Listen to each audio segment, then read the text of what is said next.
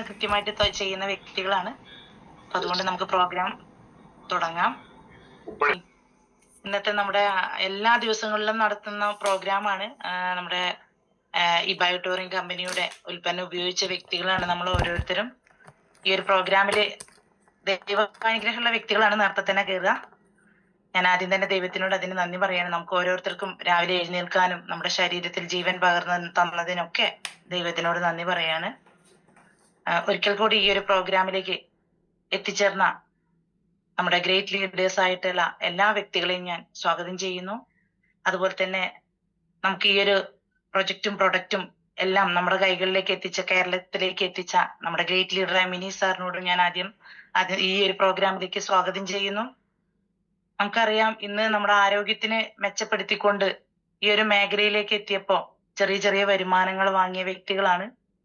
ഇന്ന് നമുക്ക് ക്ലാസ് എടുക്കാൻ വന്ന നമ്മുടെ ഗ്രേറ്റ് ലീഡറായ മിനി സാറിനെയും ഞാൻ ഈ ഒരു പ്രോഗ്രാമിലേക്ക് സ്വാഗതം ചെയ്യുന്നു. എനിക്ക് ഈ ഒരു അവസരം പരിചയപ്പെടുത്തിയ എന്റെ ഗ്രേറ്റ് ലീഡേഴ്സിനൊക്കെ ഞാൻ ഈ പ്രോഗ്രാമിലേക്ക് സ്വാഗതം ചെയ്യാണ്. നമുക്ക് ഈ ഒരു പ്രൊഡക്റ്റ് ഉപയോഗിച്ച ശേഷം ഹെൽത്ത് കിട്ടിയെന്ന് ഞാൻ നേരത്തെ സൂചിപ്പിച്ചതുപോലെ തന്നെ ഈ ഒരു പ്രൊഡക്റ്റ് എങ്ങനെ മറ്റുള്ളവരിലേക്ക് എത്തിക്കും എന്നുള്ളൊരു പ്രയാസമുള്ള വ്യക്തികളാണ് നമ്മൾ ഓരോരുത്തരും, അല്ലെ? അതിനു മുന്നേ തന്നെ നമുക്കറിയാം, ഏതൊരു പ്രോഗ്രാമിന്റെയും തുടക്കം നമ്മളിൽ വിശ്വസിക്കുന്ന ഈശ്വരനെ ഒരു നിമിഷം മൗന പ്രാർത്ഥനയോടുകൂടി നമുക്ക് തുടങ്ങാം. അതിനു വേണ്ടിയിട്ട് ഒരു നിമിഷം നമുക്ക് മൗനമായിട്ട് നിൽക്കാം. ഓക്കെ?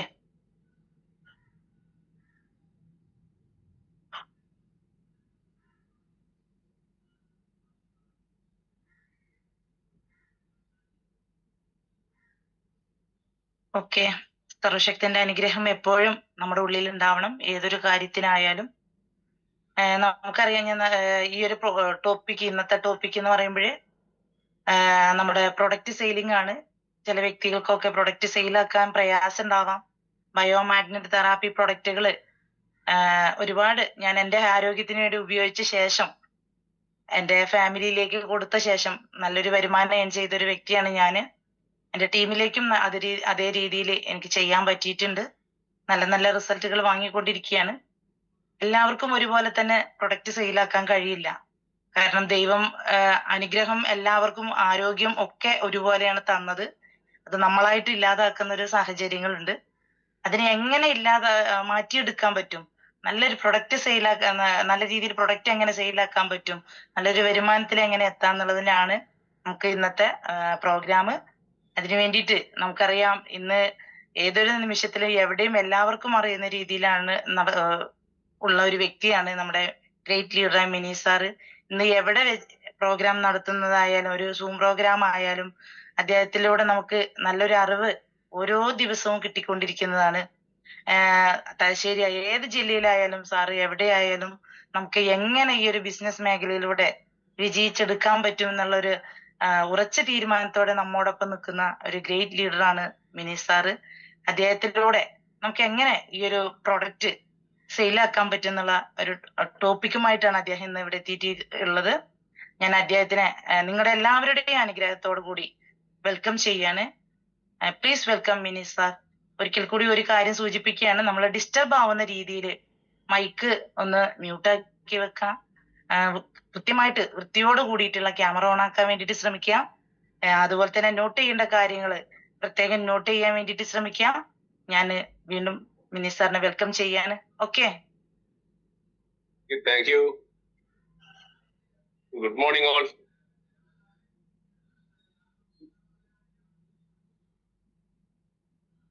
അമ്പിളി മേഡത്തിന് ഒരു ബിഗ് താങ്ക്സ്. അപ്പോ എന്നെ ഈ പ്രോഗ്രാം ഏൽപ്പിച്ച നമ്മുടെ KBCയുടെ ഈ സൂമിന്റെ അമരക്കാരിയുണ്ട്, നമ്മുടെ മിനി മേഡത്തിന് ഇങ്ങനെ ഒരു അവസരം തന്നതിനുള്ള നന്ദി ആദ്യം അറിയിക്കാൻ. അപ്പൊ നമുക്ക് തുടങ്ങാം. ഇന്നെന്തായാലും സെയിൽസുമായിട്ട് ബന്ധപ്പെട്ടുള്ള ചെറിയ ഒരു ടിപ്സ്, ടോപ്പിക്സ് ഒക്കെയാണ്. ഇതിലെല്ലാ ആൾക്കാരും സെയിൽസ് എടുക്കുന്നതാണ്. പക്ഷെ പലപ്പോഴും ചിലപ്പം എന്ത് ചെയ്യാ, ആളുകളെ അല്ലെങ്കിൽ കസ്റ്റമറെ ഐഡന്റിഫൈ ചെയ്യാൻ പറ്റാത്തത് കൊണ്ട് ചില സ്ഥലത്ത് നിന്ന് നമ്മളെ എന്ത് ചെയ്യാ, റിജക്ട് ചെയ്യുന്നത് പോലെയോ അല്ലെങ്കിൽ നമുക്ക് ഒബ്ജക്ഷൻ കിട്ടുന്ന പോലെയൊക്കെ ഫീൽ ചെയ്തിട്ടുണ്ടാവും, അല്ലെ?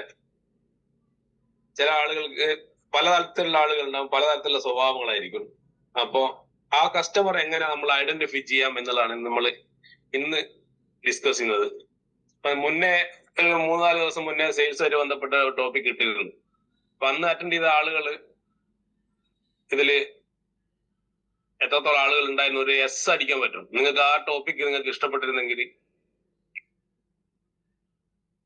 ചാറ്റിൽ ഒരു എസ് അടിച്ചു കഴിഞ്ഞാല് അന്നില്ലാത്ത ആളുകൾ, ഏറ്റവും നല്ലത് അന്നില്ലാത്ത ആളുകൾ, അന്ന് കഴിഞ്ഞ ഒരു സെയിൽസിന്റെ ടോപ്പിക് ഇല്ലാത്ത ആളുകൾ ഇന്ന് ഈ സൂമിൽ ഉണ്ടെങ്കിൽ ഒരു നോ അടിച്ചാൽ മതി, അതായിരിക്കും നല്ലത്.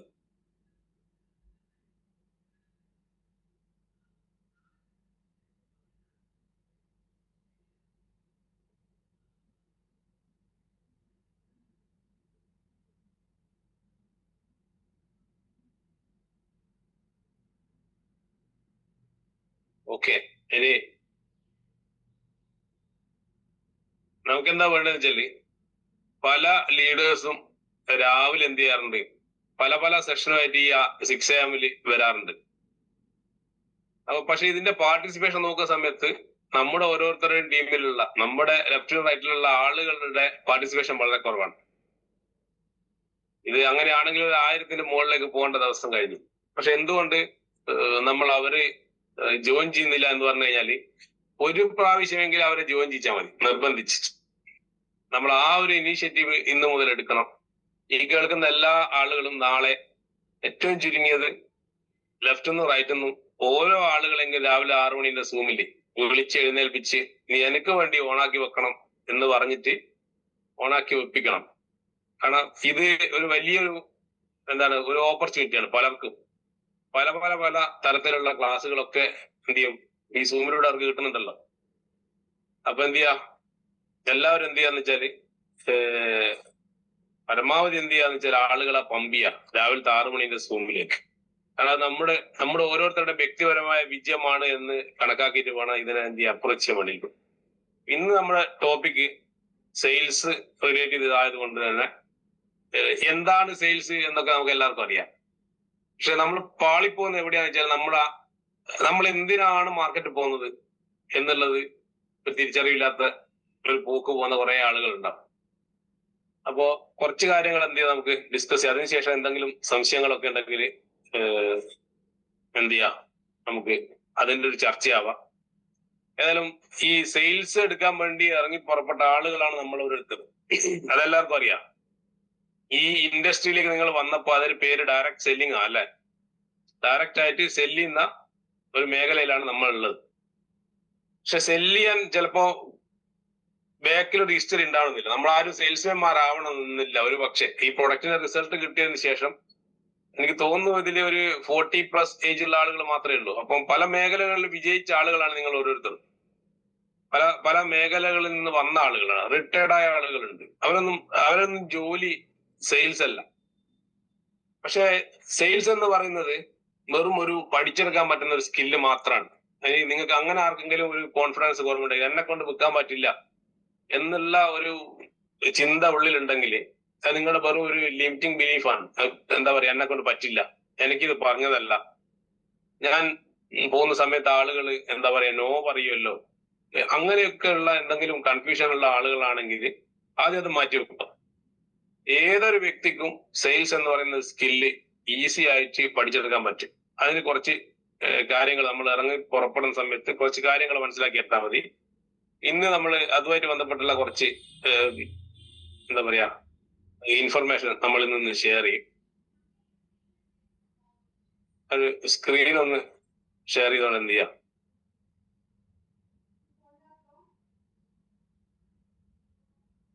അമ്പഴി വേണം സ്ക്രീൻ കാണുന്നുണ്ടോ?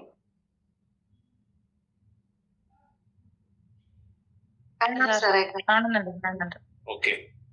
അപ്പോ നമ്മുടെ ഓർഗനൈസേഷന്റെ പേര് എല്ലാവർക്കും അറിയായിരിക്കും. പുതിയ ആളുകളൊന്നും എന്തായാലും ഇതിലുണ്ടാവില്ല.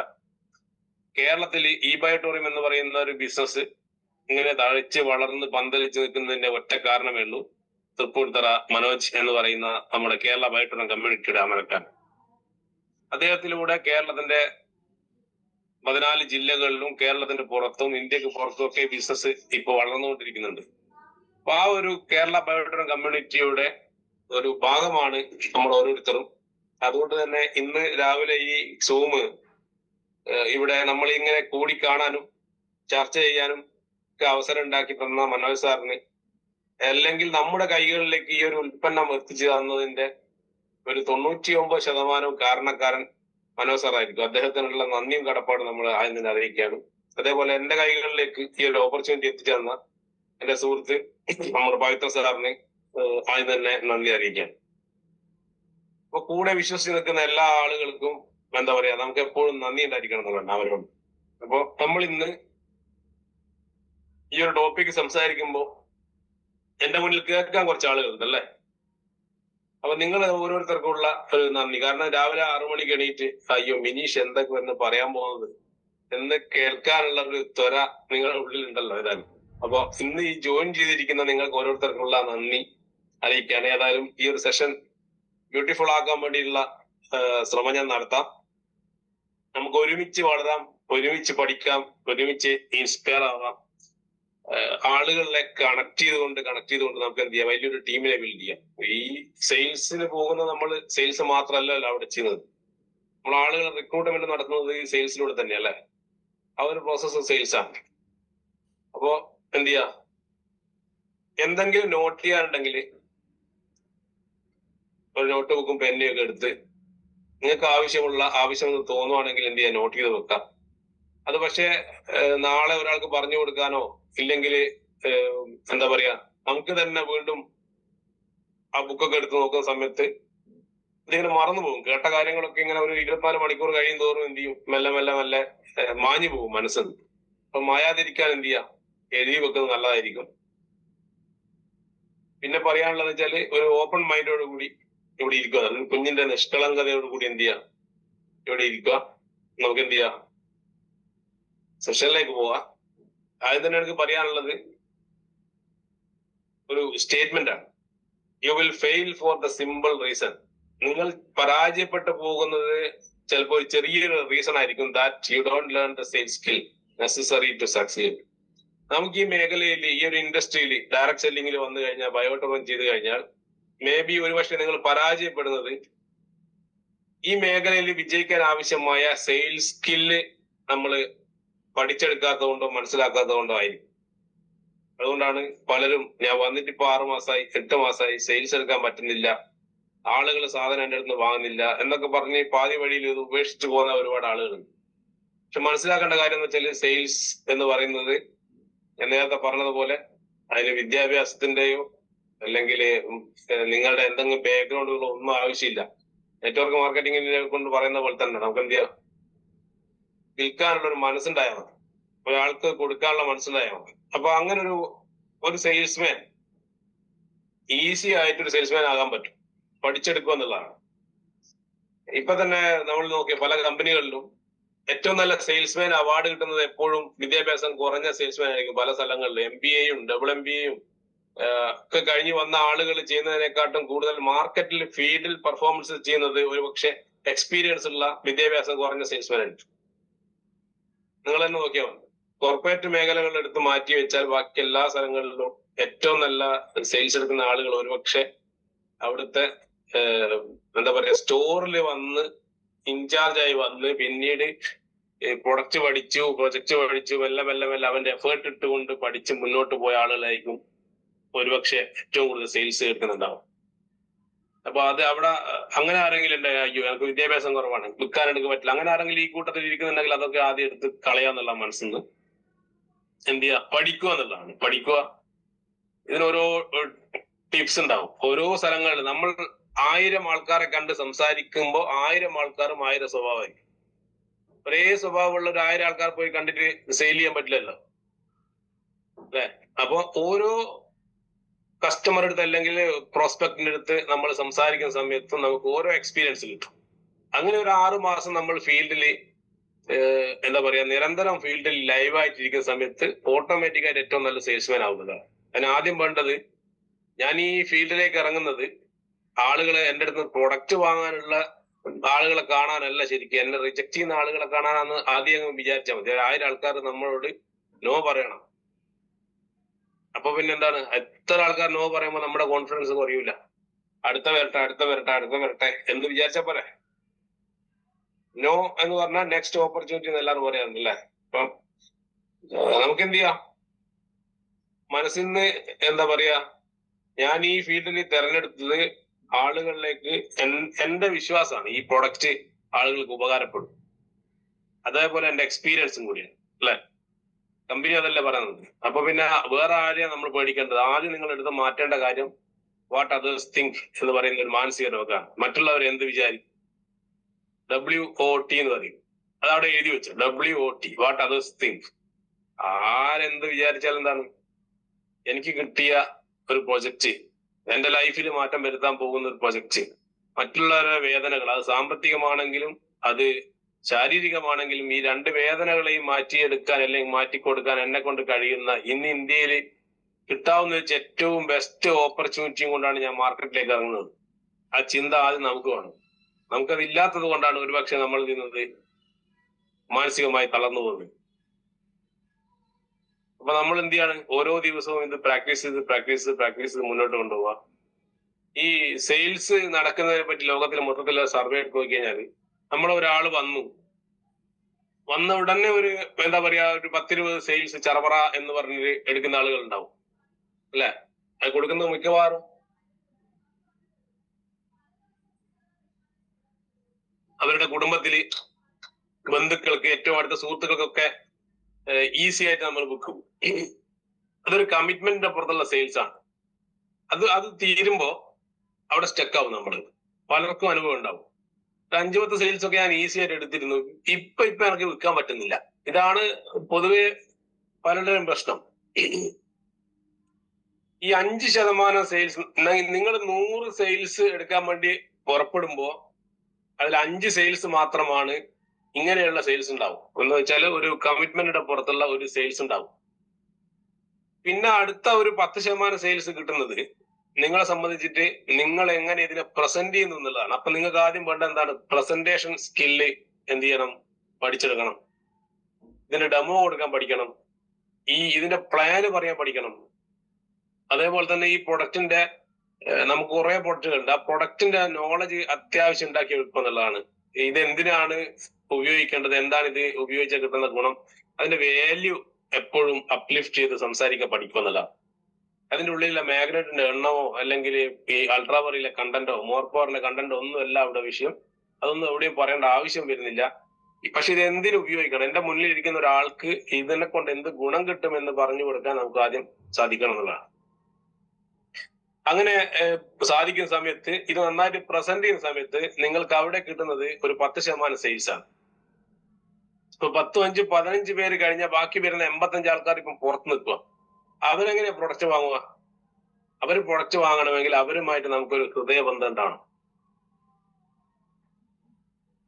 ഹൃദയബന്ധം ഉണ്ടാക്കണമെങ്കിൽ എന്ത് വേണം?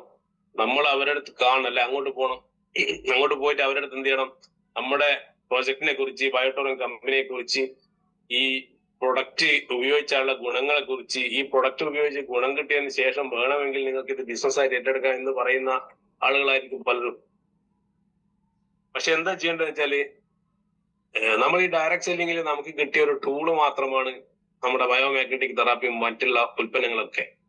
നമ്മൾ ഈ ബിസിനസ് ഏറ്റെടുത്തിരിക്കുന്നത് നമ്മളൊരു ടീം ബിൽഡ് ചെയ്യാൻ വേണ്ടിയിട്ടാണ് അല്ലെ. ഒരു ടീം ബിൽഡ് ചെയ്യണമെങ്കിൽ എന്ത് വേണം? പരസ്പര വിശ്വാസം വേണം. അതൊരു സ്ട്രേഞ്ചർ ആയിരിക്കാം, പക്ഷെ 5 പ്രാവശ്യം നമ്മൾ അവരെ കാണുന്ന സമയത്ത് അവർക്ക് നമ്മളോടൊരു മതിപ്പും വിശ്വാസമൊക്കെ വരും, നമ്മൾ ഇടപെടലുകൾ നല്ലതാണെങ്കിൽ. അപ്പോ ബാക്കി വരുന്ന 85% സെയിലും എൻഗേജ്മെന്റ് സ്റ്റേജിലാണ് നടക്കുന്നത്. അപ്പൊ എൻഗേജ് ചെയ്യണമെങ്കിൽ എന്ത് വേണം? നമുക്ക് ആദ്യം ഒരു മനസ്സ് വേണം. ഇദ്ദേഹം എന്റെ ഒരു എന്താ പറയാ ഒരു 9,800 കിട്ടാനുള്ള അല്ലെങ്കിൽ ഒരു ഫാമിലി ബോണസ് കിട്ടാനുള്ള ഒരു മെറ്റീരിയൽ അല്ല എന്നും, ഇദ്ദേഹത്തിലൂടെ എനിക്ക് ലക്ഷക്കണക്കിന് ആളുകളിലേക്ക് ഈ ഉൽപ്പന്നം എത്തിക്കാൻ പറ്റും എന്നുള്ള ഒരു വലിയൊരു മനസ്സാദ്യം നമുക്ക് വേണം. അങ്ങനെ വേണം നമ്മൾ ഒരാളെ അപ്രോച്ച് ചെയ്യാൻ വേണ്ടി. അപ്പം ബാക്കി 85% സെയിൽസും എൻഗേജ്മെന്റ് സ്റ്റേജിലാണ് നടക്കുന്നതെന്ന് അറിയുന്ന സമയത്ത് എങ്ങനെ ആളുകളായിട്ട് എൻഗേജ് ചെയ്യാൻ പറ്റും, അതാണ് നമ്മൾ ഇന്ന് ചർച്ച ചെയ്യുന്നത്. എൻഗേജ്മെന്റ് സ്റ്റേജിലാണെന്ന് എല്ലാവർക്കും അറിയാം. ഇവിടെ നിങ്ങൾ ആദ്യം മനസ്സിലാക്കേണ്ടത് 85% ഈ സെയിൽസും നടക്കുന്നത് ഒരുപക്ഷെ 5ാമത്തെ ഫോളോ അപ്പിലോ 6ാമത്തെ ഫോളോ അപ്പിലോ ആയിരിക്കും. ഈ 5 ഫോളോ അപ്പിലും നമ്മൾ അദ്ദേഹമായിട്ട് എന്ത് ചെയ്യണം? നല്ല ബന്ധം സ്ഥാപിക്കാൻ നമുക്ക് ആദ്യം ഒരു ക്ഷമ വേണമെന്നുള്ളതാണ്. അപ്പൊ ആ ക്ഷമ ഉള്ള ആളുകളാണ് ഈസി ആയിട്ട് എന്ത് ചെയ്യുക? വിജയിക്കാം. ചിലപ്പോ 1 മാസം കൊണ്ട് 2 മാസം കൊണ്ട് ആവണമെന്നില്ല. ചിലപ്പം ഒരാൾ ജോയിൻ ചെയ്യാൻ വേണ്ടി ചിലപ്പോ 2, 3, 4 മാസമൊക്കെ ആയിരിക്കും. പക്ഷെ നമുക്ക് ക്ഷമിക്കുന്നതിന് എന്താ ബുദ്ധിമുട്ടുള്ളത്? നമുക്ക് എന്തെങ്കിലും വേറെ എക്സ്ട്രാ നമുക്ക് നഷ്ടങ്ങളൊന്നുമില്ലല്ലോ. Focus on engagement, build relationships, create value and closing will happen naturally എന്ന് പറയും. എന്നുവെച്ചാല് നമ്മൾ എന്ത് ചെയ്യാ, അവരുമായിട്ടുള്ള ഒരു എൻഗേജ്മെന്റിന് ഫോക്കസ് ചെയ്യാം. നമ്മൾ വെറും ഒരു പ്രൊഡക്റ്റ് വിൽക്കാൻ വേണ്ടി ഒരു പ്രൊഡക്റ്റിന്റെ കാര്യം മാത്രം പറയുന്ന ആളുകളായിട്ട് മാറാതിരിക്കുക എന്നുള്ളതാണ് ആദ്യം വേണ്ടത്. എന്റെ മുന്നിലിരിക്കുന്ന ഒരു കസ്റ്റമർ ഒരു ഹ്യൂമൻ ബീങ് ആണ്, ഒരു മനുഷ്യനാണ് എന്ന് ആദ്യം നമുക്കൊരു ബോധം വേണം. നമ്മുടെ ഡൗൺലൈനിൽ ആരോ കൂട്ടിക്കൊണ്ടുപോയി ഒരു പ്രൊഡക്റ്റ് പിടിപ്പിക്കാൻ വേണ്ടി നമ്മൾ അവിടെ കൊണ്ടുപോയി എന്നുള്ള ഒരു ഇതായിരിക്കരുത്. ഇന്നലെ ഞാൻ ഒരു കസ്റ്റമറെ വിളിക്കാൻ ഒരു ഡിസ്ട്രിബ്യൂട്ടർ നമ്പർ എന്ന് വിളിച്ചു നോക്കുമ്പോൾ 85 വയസ്സുള്ള ഒരാളാണ് കസ്റ്റമർ. അദ്ദേഹം വാട്ടർ ബെഡിലാണ് കിടക്കുന്നത്. ബോഡി പൊട്ടി തുടങ്ങിയത് കൊണ്ട് അദ്ദേഹത്തിന് വേറൊന്നും ഉപയോഗിക്കാൻ പറ്റില്ല. അപ്പൊ സ്വാഭാവികമായിട്ട് ഞാൻ എന്ത് ചെയ്തു, കാര്യങ്ങളൊക്കെ അങ്ങോട്ടും ഇങ്ങോട്ടും സംസാരിച്ചു. ഞാൻ പറഞ്ഞു, സാറേ ഈ പ്രൊഡക്റ്റ് ഉപയോഗിക്കുകയാണ് നല്ലതായിരിക്കും, പക്ഷെ ഉപയോഗിക്കാൻ സാഹചര്യമാണെങ്കിൽ മാത്രം വാങ്ങിക്കൊടുത്താൽ മതി. അദ്ദേഹത്തിന്റെ അച്ഛൻ 85 വയസ്സെന്ന് പറയുന്ന സമയത്ത് എന്താ പറയാ, പിന്നെയും നമ്മൾ നിർബന്ധിച്ചിട്ട് ഒരു പ്രൊഡക്റ്റ് പിടിപ്പിക്കാനല്ല. ഞാൻ അദ്ദേഹത്തിനോട് പറഞ്ഞു, ഈ പ്രൊഡക്റ്റ് ശരിക്കും ഉപയോഗിക്കേണ്ടത് സാറും ഞാനും ഒക്കെ തന്നെയാണ്. അപ്പോ ഏറ്റവും നല്ലത് സാർ ഒരു പ്രൊഡക്റ്റ് വാങ്ങിയിട്ട് ഫാമിലി ആയിട്ട് ഉപയോഗിക്കുക. എന്ത് ചെയ്യാ, പപ്പക്ക് എന്ത് ചെയ്യാ, തലക്ക് പില്ലോ പേഡൊക്കെ വെച്ച് കൊടുത്ത് അദ്ദേഹത്തിന് നല്ല ഉറക്കം കിട്ടുമായിരിക്കും. അങ്ങനെ മെല്ലെ ഇമ്പ്രൂവ് ചെയ്യുന്ന സമയത്ത് നമുക്ക് എന്ത് ചെയ്യാം, വെള്ളമൊക്കെ കൊടുത്ത് മെല്ലെ മെല്ലെ ഇമ്പ്രൂവ് ആക്കി എടുക്കാൻ പറ്റും. ഞാൻ അദ്ദേഹത്തിനോട് എങ്ങോട്ടാണ് ഇമ്പ്രൂവ് ആകുന്ന കാര്യം സംസാരിക്കേണ്ടത്, ഞാൻ പറഞ്ഞത് നിങ്ങൾക്ക് മനസ്സിലാകുന്നുണ്ടോ? അപ്പൊ അദ്ദേഹം പറഞ്ഞു, ഓക്കെ നിങ്ങൾ വരുന്ന സമയത്ത് എന്ത് ചെയ്യാം, നമുക്ക് നേരിട്ട് കാണാൻ, എന്തായാലും അങ്ങനെയാണ് കാര്യങ്ങളല്ലേ എന്ന് പറഞ്ഞ് ഫോൺ കട്ടാക്കി. അപ്പൊ ഞാൻ പറയുന്നത് വെച്ചാല്, പിന്നെ നമ്മളെപ്പോഴും എന്ത് ചെയ്യണം, നമ്മളെ മുന്നിലിരിക്കുന്നവരുടെ അവസ്ഥ കൂടി എന്ത് ചെയ്യാം, ഒന്ന് മനസ്സിലാക്കുന്ന നല്ലതായിരിക്കും എപ്പോഴും. അപ്പൊ ആവശ്യക്കാർ, നമ്മുടെ പ്രൊഡക്റ്റിന് എല്ലാ കാറ്റഗറിയിലുള്ള എല്ലാ പ്രായത്തിലുള്ള ആളുകളും ആവശ്യക്കാരാണ്. ആദ്യം നമുക്ക് വേണ്ട ഒരു വിശ്വാസം അതാണ്. അവര് തൽക്കാലം വേണ്ട എന്ന് പറയുമെങ്കിൽ അവർക്ക് അറിയാത്തത് കൊണ്ടാണ് വേണ്ട എന്ന് പറയുന്നത്.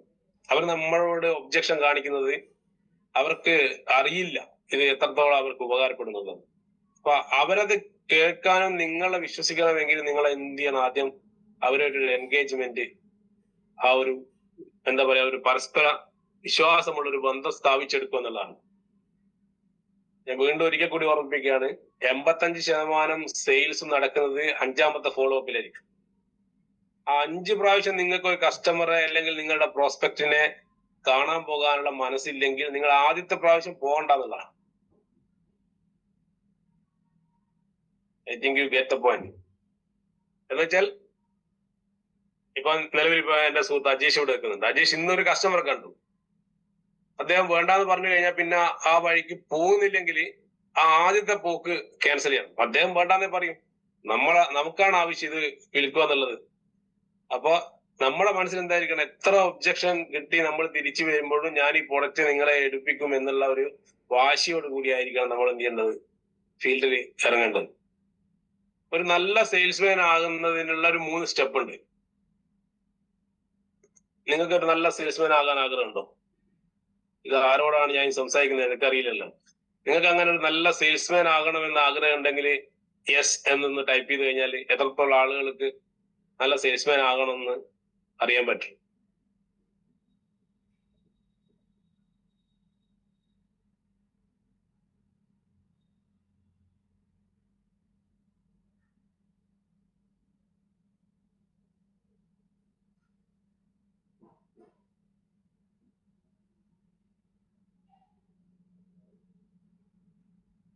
$161 ആൾക്കാരിൽ ഒരു 20 ആൾക്കാർക്കാണ് സെയിൽസ്മാൻ ആകാൻ ആഗ്രഹമുള്ളത്. ബാക്കിയുള്ള ആൾക്കാർ ഇത് കേൾക്കുന്നുണ്ടോ എന്ന് പോലും അറിയില്ല എന്നുള്ളതാണ് സത്യം. ഓക്കെ, കുറെ ആളുകൾ എസ് അറിയാം, ചിലപ്പം ചാറ്റ് ചെയ്യാനുള്ള ബുദ്ധിമുട്ടുണ്ടാവാം.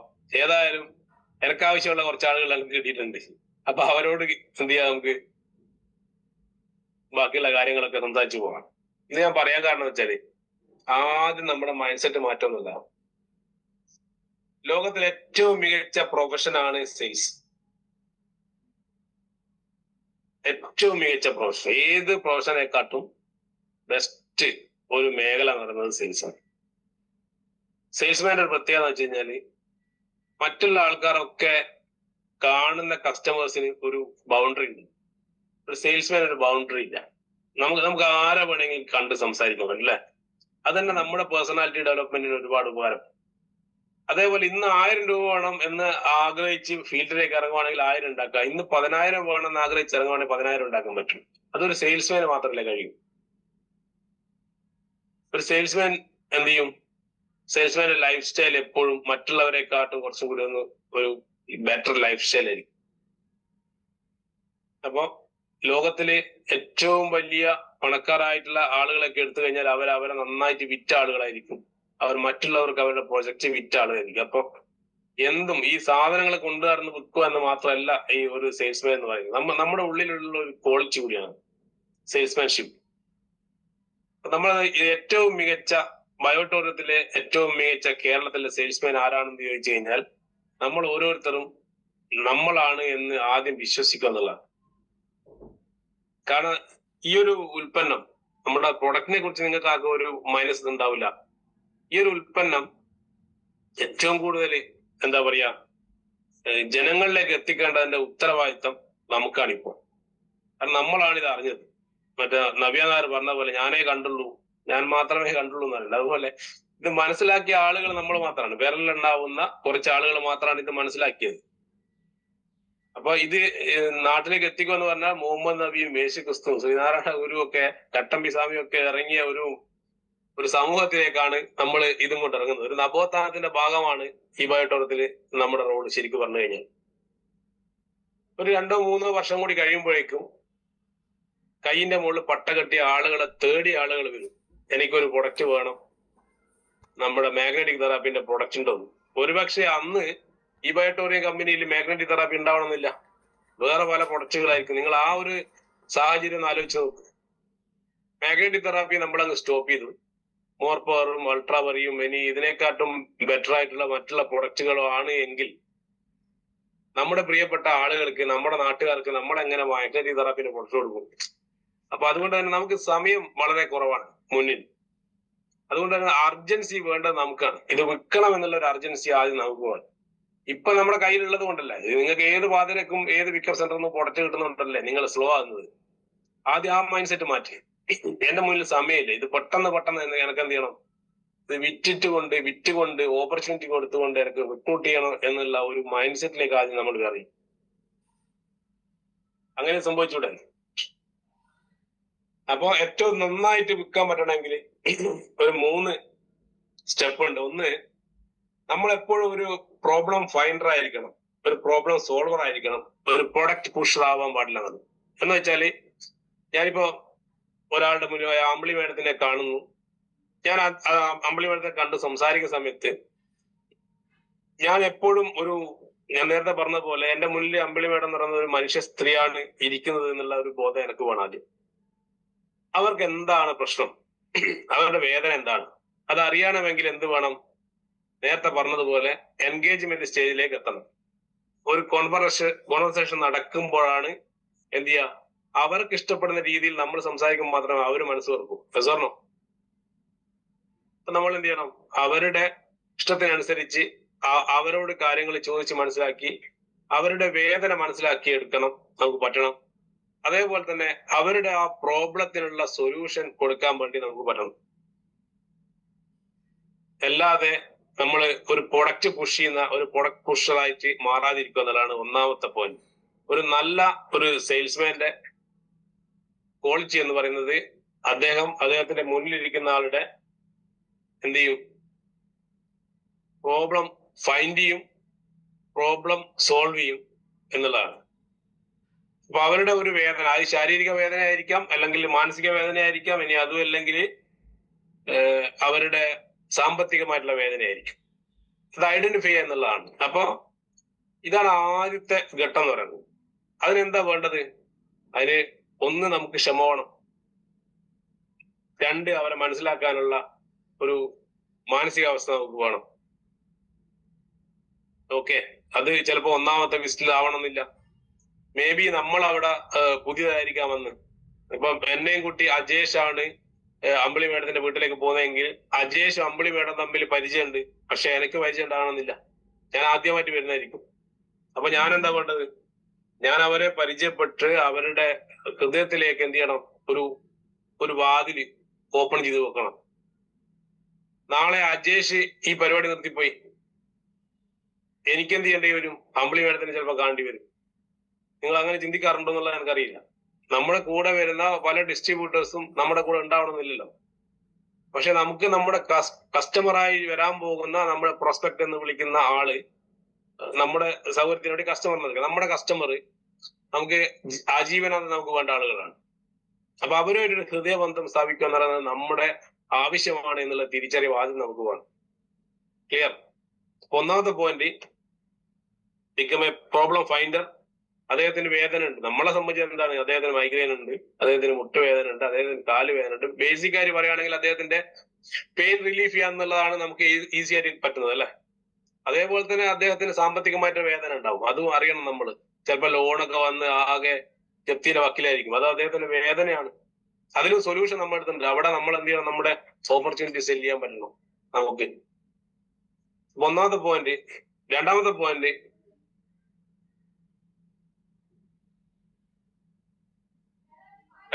ആണ് ഏറ്റവും ഇമ്പോർട്ടന്റ്. ഒരു salesman asking the right question in right time എന്ന് പറഞ്ഞു. ശരിയായ സമയത്ത് ചോദ്യങ്ങൾ ചോദിക്കാനുള്ള ആർജം ഉണ്ടായിരിക്കണം എന്നതാണ്. കസ്റ്റമർ എന്തെങ്കിലും കാര്യങ്ങൾ സംസാരിച്ചുകൊണ്ടിരിക്കുന്ന സമയത്ത് നമ്മൾ എന്ത് ചെയ്യാറില്ല? പൊതുവെ അദ്ദേഹത്തിനോട് അങ്ങോട്ട് ചോദിക്കാറില്ല എന്തും. അദ്ദേഹത്തിന്റെ അസുഖത്തിനെ കുറിച്ചാണെങ്കിലും, അദ്ദേഹത്തിന്റെ വീട്ടിലുള്ള അവസ്ഥകളെ കുറിച്ചാണെങ്കിലും, അദ്ദേഹത്തിന്റെ സാമ്പത്തിക അവസ്ഥയെ കുറിച്ചാണെങ്കിലും ഒക്കെ നേക്കിൽ ചോദിക്കാൻ വേണ്ടി പറ്റണം. അതിനേക്കാട്ടപ്പുറത്തേക്ക്, സാറേ അങ്ങനെ ആണെങ്കിൽ ഈ പ്രൊഡക്റ്റ് ഇപ്പൊ തന്നെ എടുക്കുമല്ലേ, ഗൂഗിൾ പേ ആണോ ക്യാഷ് ആണോ എന്നുള്ള ചോദ്യം പോലും ചോദിക്കാൻ മടിക്കുന്ന ആളുകളാണ്. നമ്മൾ ഒരുപാട് പഠിപ്പിച്ചിട്ട് നമ്മൾ എന്ത് ചെയ്യും? വെറും കൈയോടെ തിരിഞ്ഞു നടക്കുന്ന കുറെ ആളുകൾ ആയി മാറാതിരിക്കുന്നുണ്ട്. നമ്മൾ അവിടെ പോകുന്നത് സെയിൽ ക്ലോസ് ചെയ്യാനാണ്. അപ്പൊ എന്ത് ചെയ്യണം? അദ്ദേഹത്തിന്റെ അടുത്ത് പൈസ നമ്മൾ ചോദിച്ച് വാങ്ങാൻ നമ്മൾ പഠിക്കണം. അതേപോലെ അദ്ദേഹത്തിന്റെ അവസ്ഥകൾ അറിയാൻ വേണ്ടിയിട്ടുള്ള കുറച്ച് ചോദ്യങ്ങൾ, സ്പിൻ ടെക്നിക് എന്ന് പറയും. സ്പിൻ എന്ന് വെച്ചാൽ ആ സിറ്റുവേഷൻ ആദ്യം മനസ്സിലാക്കി എടുക്കുക. രണ്ടാമത് വെച്ചാൽ അവിടെയുള്ള പ്രോബ്ലം ഫൈൻഡ് ചെയ്യുക. മൂന്നാമത് എന്ത് ചെയ്യാന്ന് വെച്ചാൽ ഈ പ്രോബ്ലം ഫ്യൂച്ചറിൽ എന്ത് ഇമ്പാക്ട് അദ്ദേഹത്തിന് ഉണ്ടാകും. നമ്മൾ വെറും സെയിൽസിലേക്ക് വരാം, ഓപ്പർച്യൂണിറ്റി മാറ്റി വെച്ച്. നിലവിൽ ഇപ്പൊ തൈറോയ്ഡ് ഉള്ള ഒരു വ്യക്തിയോട് സംസാരിച്ചുകൊണ്ടിരിക്കുന്ന സമയത്ത് നിങ്ങൾക്ക് അവരോട് സംസാരിക്കാനുള്ള ഒരുപാട് ആളുകൾക്ക് തൈറോയ്ഡ് റിസൾട്ട് കിട്ടിയിട്ടുണ്ടെന്നൊക്കെ പറഞ്ഞ് സംസാരിക്കുന്ന ആളുകളാണ് നമ്മളല്ലേ. മൈഗ്രെയിൻ ഉള്ള ആളുകളുണ്ട്, അല്ലെങ്കിൽ വേദനയ്ക്ക് ഗുളിക ഓടിക്കുന്ന ആളുകളുണ്ട്. അപ്പം അവർക്ക് എന്താ അറിയുന്നത്? വേദന വന്നാൽ ഡോക്ടറെ കാണിക്കണം, ഗുളിക ഓടിക്കണം. ഇത് എല്ലാവർക്കും അറിയാം. ആ ഒരു ധൈര്യത്തിലാണ് അവർ എന്ത് ചെയ്യുന്നത്? ഗുളിക ഓടിക്കുന്നത് അല്ലെ. നമ്മൾ എന്താ ചെയ്യേണ്ടത്? ഈ ഗുളിക കുടിച്ച് ഒരു 10 വർഷം കഴിയുമ്പോഴേക്കും അവരുടെ കിഡ്നിക്കും അവരുടെ കണ്ണിനും അവരുടെ ലിവറിനൊക്കെ കംപ്ലൈന്റ് വരും എന്നുള്ളത് അവരെ ബോധിപ്പിച്ചെടുത്ത് കഴിഞ്ഞാൽ ഒരു പക്ഷേ അവിടെ നിങ്ങൾ എന്ത് ചെയ്യും എന്ന് വെച്ചാൽ അവരുടെ ഈ പ്രോബ്ലം, അതിന്റെ ഇംപ്ലിക്കേഷൻ നാളെ അത് എന്തായി തീരും എന്ന് വെച്ചാൽ അത് അവരെ ബോധിപ്പിച്ചെടുത്തു കഴിഞ്ഞാൽ ഒരു പക്ഷേ സെയിൽസ് ഈസി ആയിട്ട് നടക്കും. ഡയബറ്റിക് ഉള്ള ആളുകൾക്ക്, ഒരുപാട് ആളുകൾ ഡയബറ്റിക് കൺട്രോൾ ആയ ആളുകളില്ലേ, നമ്മൾ പ്രൊഡക്റ്റ് ഉപയോഗിച്ചിട്ട് മാറുമെന്ന് പറഞ്ഞ് നമ്മൾ ഈ പ്രൊഡക്റ്റ് കൊടുക്കാതിരിക്കുക എന്നുള്ളതാണ് ആദ്യം നമ്മൾ ചെയ്യേണ്ട ഒരു മര്യാദ ഈ കമ്പനിയോടും കസ്റ്റമറോടും. പക്ഷെ അവരെ എന്ത് ചെയ്യണം? കൺവിൻസ് ചെയ്തെടുക്കാൻ പറ്റണം. നമ്മുടെ ലൈഫ് സ്റ്റൈൽ ഒന്ന് മാറ്റി പിടിച്ചാൽ, നിങ്ങൾ മാഗ്നറ്റിക് തെറാപ്പി ഉപയോഗിക്കുകയാണെങ്കിൽ നമുക്ക് എന്ത് ചെയ്യാൻ പറ്റും? ഈ ഇന്നത്തെ കണ്ടീഷനെ മെല്ലെ എന്ത് ചെയ്യാൻ പറ്റും? മാറ്റിയെടുക്കാൻ വേണ്ടി പറ്റും. ഒരു 4 മുതൽ 8 മാസം വരെ പ്രോപ്പറായിട്ട് യൂസ് ചെയ്യുകയാണെങ്കിൽ നമുക്ക് എന്ത് ചെയ്യാം? പല തരത്തിലുള്ള അസുഖങ്ങളെയും മാറ്റിയെടുക്കാൻ പറ്റും അല്ലെ. കോൺഫിഡൻസ് ആദ്യം നമുക്ക് വേണം. എന്നിട്ട് നമ്മൾ എന്ത് ചെയ്യണം? അവരോട് പറഞ്ഞു കൊടുക്കണം. ഞാൻ പൊതുവേ പച്ചക്ക് പറയാവുന്ന ഒരു കാര്യം ഞാൻ പറഞ്ഞുതരാം. ഞാൻ ഡയബറ്റിക് ആയ ഒരാളാണെങ്കിൽ ഞാൻ പറയാറുള്ളത്, സാറേ ഇത് ഉറക്കം പ്രോപ്പറാക്കി ലൈഫ് സ്റ്റൈൽ മാറ്റിയെടുത്ത് ഫുഡൊക്കെ കൺട്രോൾ ചെയ്ത് റിവേഴ്സ് ചെയ്തില്ലെങ്കിൽ നമ്മൾ 4-5 വർഷം ഇതിന്റെ മെഡിസിൻ എടുത്ത് പോകുന്ന സമയത്ത് നമ്മൾ ഈ ചുറ്റുപാടും കാണുന്ന പോലെ 4 അസുഖങ്ങൾ അല്ലെങ്കിൽ 4-5 പ്രശ്നങ്ങൾ നമുക്ക് വരും. ഒന്ന്, നമ്മുടെ കണ്ണിലേക്കുള്ള രക്തകോളിലേക്കുള്ള ബ്ലഡ് സർക്കുലേഷൻ കറക്റ്റ് ചെയ്യാതെ എന്ത് ചെയ്യും? കണ്ണിന്റെ കാഴ്ചശക്തി മങ്ങാൻ തുടങ്ങും. 2, നിങ്ങളുടെ കിഡ്നിയുടെ ഫംഗ്ഷൻ പ്രോപ്പർ ആവാതെ ഡയാലിസിസ് ചെയ്യുന്ന 100 ആയിരക്കണക്കിന് ആൾക്കാർ നമ്മൾ കാണുന്നില്ലേ? ശ്രദ്ധിക്കാത്ത കൊണ്ടാണ്. അതേപോലെ തന്നെ നാഡീ ഞരമ്പുകൾക്ക് എന്ത് ചെയ്യും? ബലം കുറയാൻ കാരണമാകും. അതേപോലെ കാലിലേക്കുള്ള രക്തോട്ടം കുറഞ്ഞ് എന്താ പറയാ, ഒരു ചെറിയ മുറിവ് വന്നാൽ പോലും ആംപ്യൂട്ടേഷനൊക്കെ പോകും. ഇങ്ങനെയൊക്കെ പോകുന്നതിലൊക്കെ നല്ലതല്ലേ നമുക്കൊരു പരീക്ഷണം നടത്തുന്നത്? ഒരു 10,000 രൂപേന്റെ താഴെ വിലയുള്ള ഈ ഒരു പ്രൊഡക്റ്റ് ഉപയോഗിച്ചിട്ട് നമുക്ക് അറ്റ്ലീസ്റ്റ് നമ്മുടെ ഡയബറ്റിക് റിവേഴ്സ് ആയില്ലെങ്കിലും ഡയബറ്റിക്കിന്റെ മെഡിസിൻ എടുത്തുള്ള കോൺസിക്വൻസ് എന്ത് ചെയ്യാൻ പറ്റും? നമുക്ക് കുറച്ചെടുക്കാൻ പറ്റുമെന്ന് ഞാൻ പൊതുവെ പറയാറുണ്ട്. നിങ്ങൾ പറയാറുണ്ടോന്ന് എനിക്കറിയില്ല. അങ്ങനെ പറയുന്ന ആരെങ്കിലും ഉണ്ടോ ഇതിന്റെ അകത്ത്? നമ്മൾ പറയുന്നതിന് പേടിക്കേണ്ട ആവശ്യമുണ്ടോ? തൈറോയ്ഡ് വന്ന ഒരു വ്യക്തിയുടെ അടുത്ത് സംസാരിക്കുമ്പോൾ തൈറോയ്ഡ് മാറും എന്ന് പറഞ്ഞു കൊടുക്കുന്നതിനെക്കാട്ടും ഏറ്റവും ബെറ്റർ ഈ തൈറോയ്ഡ് എന്ന് പറയുന്ന ഈ ഗ്ലാൻഡ് ശരിക്കും പറഞ്ഞാൽ നമ്മുടെ ബ്രെയിനിൽ നിന്ന് നമ്മുടെ ടോട്ടൽ ബോഡിയിലേക്കുള്ള എല്ലാ കമ്മ്യൂണിക്കേഷനും പാസ് ചെയ്യുന്ന ഒരു സാധനം. ശരിക്കും പറഞ്ഞാൽ ഈ തൈറോയ്ഡ് ഗ്രന്ഥിക്ക് വീക്ക് ആയി കഴിഞ്ഞാൽ ഓവർ ഫാറ്റ്, എന്താ പറയാ, ഓവർ ഒബേസിറ്റി, പൊണ്ണത്തടി വരും, ശരീരം മെലിഞ്ഞു പോകും. അതേപോലെ തന്നെ കൊളസ്ട്രോൾ വരാൻ, BP വരാൻ, ഷുഗർ വരാനൊക്കെ സാധ്യത കൂടുതലാണ് എന്ന് നമുക്ക് ഒരാളോട് പറഞ്ഞൂടെ? അങ്ങനെ പറയുന്ന സമയത്ത് അവരുടെ ഉള്ളിൽ ഒരു ബൾബ് കത്തും. ആ കത്തുന്ന ബൾബാണ് 9,800 16,500 ഒക്കെ ആയിട്ട് നമ്മുടെ അക്കൗണ്ടിലേക്ക് വരുന്നൊരു എമൗണ്ട് പറയുന്നത്. അപ്പൊ ഈസി ആയിട്ട് എന്ത് ചെയ്യാ, ഒരാളെ എന്ത് ചെയ്യാ, അയാളുടെ ഒരു നിലവിൽ എന്താണോ പ്രോബ്ലം അത് ഫൈൻഡ് ചെയ്യുന്നു, അതിനുശേഷം അതിനുള്ള ഒരു സൊല്യൂഷൻ എന്നുള്ള രീതിയിൽ നമ്മൾ അവതരിപ്പിക്കുന്നു. അതിനുശേഷം ഇതിന്റെ പൈസ തരാനുള്ള ഒരു ആവശ്യകത നമ്മൾ സ്റ്റോക്ക് ചെയ്തിട്ടല്ലേ ഇത് വിൽക്കുന്നത് അല്ലെ?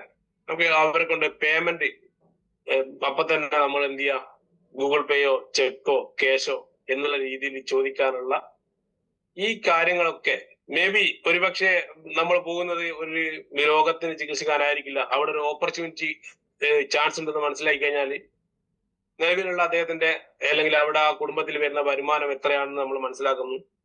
ആ വരുമാനം കിട്ടിയത് കൊണ്ട് ഇന്ന കാര്യങ്ങൾ നടക്കുമോ ഇല്ലയോ, നമ്മൾ അവിടെ ഇരുന്ന് തന്നെ ആദ്യത്തെ ദിവസം തന്നെ പോയിട്ട് ഒന്നും പറയാൻ പാടില്ല കേട്ടോ. 2-3 പ്രാവശ്യത്തെ ഫോളോ അപ്പിൽ വേണം ഇങ്ങനെയൊക്കെയുള്ള കാര്യങ്ങൾ സംസാരിക്കാൻ. അപ്പോഴേക്കും നമ്മളൊരു ഹൃദയബന്ധം വന്നിട്ടുണ്ടാവും. ആ സമയത്ത് വേണം നമ്മൾ എന്ത് ചെയ്യണം, ഈ വരുമാനം കൊണ്ട് ഇപ്പൊ ഈ 2 കുട്ടികളുണ്ട്, അവരെ പഠിപ്പിക്കാനുള്ള തകിയോ അല്ലെങ്കിൽ എന്ത് ചെയ്യുക, അവരുടെ ഇഷ്ടപ്പെട്ട രീതിയിലുള്ള കാര്യങ്ങളൊക്കെ നടത്തി കൊടുക്കാൻ പറ്റുമോ, ഈ വീടിന്റെ പണി ഒന്ന് റിപ്പയർ ചെയ്യാൻ പറ്റുമോ എന്നുള്ള രീതിയിൽ നമ്മൾ എന്ത് ചെയ്യണം, സംസാരിക്കുമ്പോൾ അങ്ങോട്ട് ചോദിക്കാനുള്ള ഒരു നേക്കിൽ ചോദിക്കാനുള്ള ഒരു ധൈര്യം, asking the right question in right time, ശരിയായ സമയത്ത് അങ്ങോട്ടേക്ക് അവരോട് കുറച്ച് ചോദ്യങ്ങൾ ചോദിക്കാനുള്ള ഒരു ആർജവം ഒരു നല്ല സെയിൽസ്മാൻ ഉണ്ടായിരിക്കണം എന്നുള്ളതാണ്. ഇത് നിങ്ങൾക്കുണ്ടോ എന്നുള്ളതാണ് ഒന്നാമത്തെ കാര്യം. അതില്ലെങ്കിൽ എന്ത് ചെയ്യണം, നിങ്ങൾ അത് ഉണ്ടാക്കിയെടുത്തേ പറ്റും. 2 പോയിന്റ്. മൂന്നാമത്തെ പോയിന്റ് എന്ന് പറഞ്ഞാൽ എലിമിനേറ്റിംഗ് ദ സെയിൽസ് ഒബ്ജെക്ഷൻസ് എന്ന് പറയും. എന്ന് വെച്ചാൽ നമുക്ക് പലപ്പോഴും ഇപ്പൊ നമ്മുടെ പ്രശ്നം എന്താണ്, ആളുകൾ നമ്മളോട് ഒബ്ജെക്ഷൻ പറയുന്നു അല്ലെ, നോ പറയുന്നു. പലപ്പോഴും എന്ത് ചെയ്യും, എനിക്കിപ്പോ വേണ്ട എന്ന് പറയും. അല്ലെങ്കിൽ എന്താ, എന്റെ കയ്യിൽ പണമില്ല, എനിക്ക് താല്പര്യമില്ല, എനിക്ക് പേരൻസിനോട് ചോദിക്കണം, അല്ലെങ്കിൽ സ്പൗസ് കൊളീഗിനോട് ചോദിക്കണം, അല്ലെങ്കിൽ ഭാര്യ ഭർത്താവിനോട്, ഭർത്താവ് ഭാര്യയോട് ചോദിക്കണം എന്നൊക്കെ പറഞ്ഞ് നമ്മൾ ഇട്ട് ഉരുട്ടാറുണ്ടല്ലേ. അത് എന്താ ചെയ്യേണ്ടത്, അത് കുറക്കണ്ടേ? അത് കുറച്ചെടുക്കണമെങ്കിൽ എന്ത് വേണം, അവിടെയാണ് നമ്മൾ എന്ത് ചെയ്യാന്ന് വെച്ചാല് മാൻ ടെക്നിക് എന്ന് പറയും. ഒരു കസ്റ്റമറെ കണ്ട് സംസാരിക്കുന്ന സമയത്ത് നമുക്ക് ഐഡന്റിഫൈ ചെയ്യാൻ പറ്റണം. ഞാൻ ഫസ്റ്റ് പറഞ്ഞതുപോലെ നമുക്ക് ഐഡന്റിഫൈ ചെയ്യാൻ പറ്റണം പണം തരുന്നത് ആരാണ്, അവിടെ ആർക്കാണ് അതോറിറ്റി. M എന്ന് പറഞ്ഞാൽ മണി, A എന്ന് പറഞ്ഞാൽ അതോറിറ്റി, N എന്ന് പറഞ്ഞാൽ നീഡ്. അപ്പൊ അവിടെ നമ്മൾ വെറുതെ പോയിട്ട് സംസാരിച്ചിട്ട് കാര്യമില്ല. അദ്ദേഹത്തിന് പണം തരാനുള്ള കപ്പാസിറ്റി ഇല്ല, അധികാരം ഇല്ലെങ്കിൽ നമ്മൾ അവരോട് അധികം സംസാരിച്ചിട്ട് കാര്യമില്ല. നമ്മൾ എന്ത് ചെയ്യണം, അവിടെ സ്ട്രാറ്റജി മാറ്റണം. അവിടെ ആരാണോ ഉത്തരവാദിത്തമുള്ള ആളാ വീട്ടില്, ആരാണോ പണം തരാൻ കപ്പാസിറ്റി ഉള്ള, പണം തരണമെന്ന് ഒരാളോട് പറയുന്ന അതോറിറ്റി ഉള്ള ആള് ആരാണോ അവരെ കണ്ട് സംസാരിച്ച് ആ പ്രൊഡക്റ്റ് അവിടെ വേണ്ടതിന്റെ ആവശ്യകതയും അർജൻസിയും അവരെ നീഡ് എന്ന് പറയും, നീഡ്, ആവശ്യം, നമ്മൾ എന്ത് ചെയ്യുക, അവരെ ബോധിപ്പിച്ചെടുക്കാൻ വേണ്ടി നമുക്ക് സാധിക്കണം. നമ്മൾ വെറുതെ വെടിവെക്കുവാണ്, കൊണ്ട് ആ രീതിയിൽ വെടിവെക്കുന്നതാണ് ഈ പ്രശ്നം. നമ്മൾ എന്ത് വേണം, ലക്ഷ്യത്തിലേക്ക് എന്ത് ചെയ്യണം, വെടിവെക്കണം എന്ന് അറിയാം. അപ്പൊ നമ്മൾ എന്താ ചെയ്യേണ്ടത്, ഇന്ന് മുതൽ നമ്മൾ മാർക്കറ്റിലേക്ക് ഇറങ്ങുമ്പോൾ, ഫീൽഡിലേക്ക് ഇറങ്ങുമ്പോൾ അവിടെ ഇരുന്ന് സംസാരിച്ച്, അവിടെ ചിലപ്പം ചില വീട്ടിൽ മക്കളായിരിക്കും അതോറിറ്റി, അപ്പന്റെ അമ്മേന്റെ കയ്യിൽ പണം ഉണ്ടാവും. സിറ്റുവേഷൻ മാറുന്നത് നിങ്ങൾ നോക്കിയാൽ മതി. അപ്പന്റെ അമ്മേന്റെ കയ്യിൽ പണം ഉണ്ടാവും, പക്ഷെ പണം തന്ന് സാധനം വാങ്ങണമെങ്കിൽ മക്കളുടെ പെർമിഷൻ വേണ്ടി ചില സ്ഥലത്ത്. ആവശ്യമുണ്ട് എന്ന് ചിലപ്പോ അപ്പൻ അമ്മയെ തിരിച്ചറിയില്ല, നിങ്ങൾ അവരോട് പറഞ്ഞുകൊണ്ടിരിക്കും. പക്ഷെ ആവശ്യമുണ്ടെന്ന് നമ്മൾ മനസ്സിലാക്കി കൊടുക്കേണ്ടത് ചിലപ്പോൾ മക്കളെയോ കൊച്ചുമക്കളെയോ ആയിരിക്കും. അപ്പൊ അവരെ നമ്മൾ എന്ത് ചെയ്യണം, നേരത്തെ പറഞ്ഞ എൻഗേജ്മെന്റ് സ്റ്റേജിലേക്ക് കൊണ്ടുവരണം. നമ്മൾ ആ പിള്ളേർ എന്തെങ്കിലും പറയുമ്പോൾ ഒരു ചെറിയ മക്കളെടുത്ത് ഒരിക്കലും നിങ്ങൾ എന്ത് ചെയ്യരുത്, തറുതല വർത്താനം കൊണ്ട് പോകരുത് ഒരു വീട്ടിലേക്ക്. ആ മോനായിരിക്കും ആ വീട്ടിലെ, അല്ലെങ്കിൽ ആ മോളായിരിക്കും ആ വീട്ടിലെ അതോറിറ്റി ഉള്ള പേഴ്സൺ. അവർക്ക് അവരുടെ ചാച്ചന്റെയോ അല്ലെങ്കിൽ അപ്പച്ചന്റെയോ അമ്മച്ചിയുടെ ഒക്കെ തീരുമാനത്തിന് അവർക്ക് സ്വാധീനം ചെലുത്താൻ എന്താ പറയാ സ്വാധീനം ചെലുത്താൻ പറ്റുന്ന വ്യക്തിത്വങ്ങളായിരിക്കും ആ വീട്ടിലെ കൊച്ചുമക്കൾ. അപ്പൊ ആ പിള്ളേരെ എന്ത് ചെയ്യരുത്, നമ്മള് വെറുതെ ഒരു തമാശക്ക് പോലും അവരെ പിണക്കാൻ നിൽക്കരുത്. നമ്മുടെ ആവശ്യം സെയിൽസ് ആണ്. അത് കിട്ടാൻ വേണ്ടി നമ്മൾ എന്ത് ചെയ്യണം, നമ്മൾ അതിന്റെ ആ ഒരു നേക്കില് ഒരു കളരി അഭ്യാസി എങ്ങനെയാണോ എന്താ പറയാ ഒഴിഞ്ഞു മാറുന്നത്, അതുപോലെ നമ്മൾ എന്ത് ചെയ്യാം, ഒരു മേവഴക്കൊക്കെ വേണം സെയിൽസിലേക്ക് വരുന്ന സമയത്ത്. ആ തരത്തിൽ എന്ത് ചെയ്യാം. അപ്പൊ എങ്ങനെയാണ് സെയിൽസ് റിജക്ഷനെ എന്ത് ചെയ്യുക, എലിമിനേറ്റ് ചെയ്യാനല്ല, ഒബ്ജക്ഷൻ അല്ല കേട്ടോ. നമ്മളെ വേണ്ട എന്ന് പറഞ്ഞ് റിജക്ട് ചെയ്യുന്ന ആളുകളെ നമ്മൾ എപ്പോ പോകുന്ന സമയത്തും ഒരു ഗ്ലാസ് ചായ തരുന്ന തരത്തിലേക്ക്, ഇരിക്കൂ എന്ന് പറയുന്ന തരത്തിലേക്ക് നമ്മൾ മാറ്റണമെങ്കിൽ നമ്മൾ എന്ത് ചെയ്യണം, എൻഗേജ്മെന്റ് സ്റ്റേജിലേക്ക് എത്തണം. നമ്മളിപ്പോൾ നല്ല ബന്ധം, ഇന്നിപ്പോ പ്രൊഡക്റ്റ് എടുത്തില്ലെങ്കിലും നാളെ എന്ത് ചെയ്യണം, വീണ്ടും അവിടെ ഒരു ഉളുപ്പില്ലാതെ കയറി ചെല്ലാനുള്ള ഒരു മനസ്സ് നമുക്ക് ആദ്യം വേണം. അവർ നമ്മളെ പ്രൊഡക്റ്റിനെ കുറിച്ച് സംസാരിക്കുന്ന അവർക്ക് ഇഷ്ടമല്ലെങ്കിൽ നമുക്ക് വേറെ എന്തെങ്കിലും സംസാരിക്കാം. ഇറാനിലെ യുദ്ധവും ഗൾഫ് മേഖലയിലുള്ള പ്രശ്നങ്ങളൊക്കെ ഇല്ലേ, ഇഷ്ടം പോലെ ഉണ്ട്. പിന്നെ ഇപ്പൊ നമ്മുടെ കേരളത്തിൽ നടക്കുന്ന അറസ്റ്റും കാര്യങ്ങളും, തൂഫാനും, ഓപ്പറേഷൻ തൂഫാനും അല്ലെ, പല കാര്യങ്ങളില്ലേ. അങ്ങനെ എന്തെങ്കിലുമൊക്കെ സംസാരിച്ചോ. അങ്ങനെ ഒരു സംസാരിക്കാൻ ആളെ കിട്ടാത്തതാണ് ഇന്ന് പല വീടുകളിലെയും ആളുകളുടെ അവസ്ഥ. അപ്പൊ സംസാരിക്കാൻ ഒരാളെ കിട്ടുമ്പോ അവരെന്ത് ചെയ്യും, നമ്മളെ കൂടെ നിൽക്കും.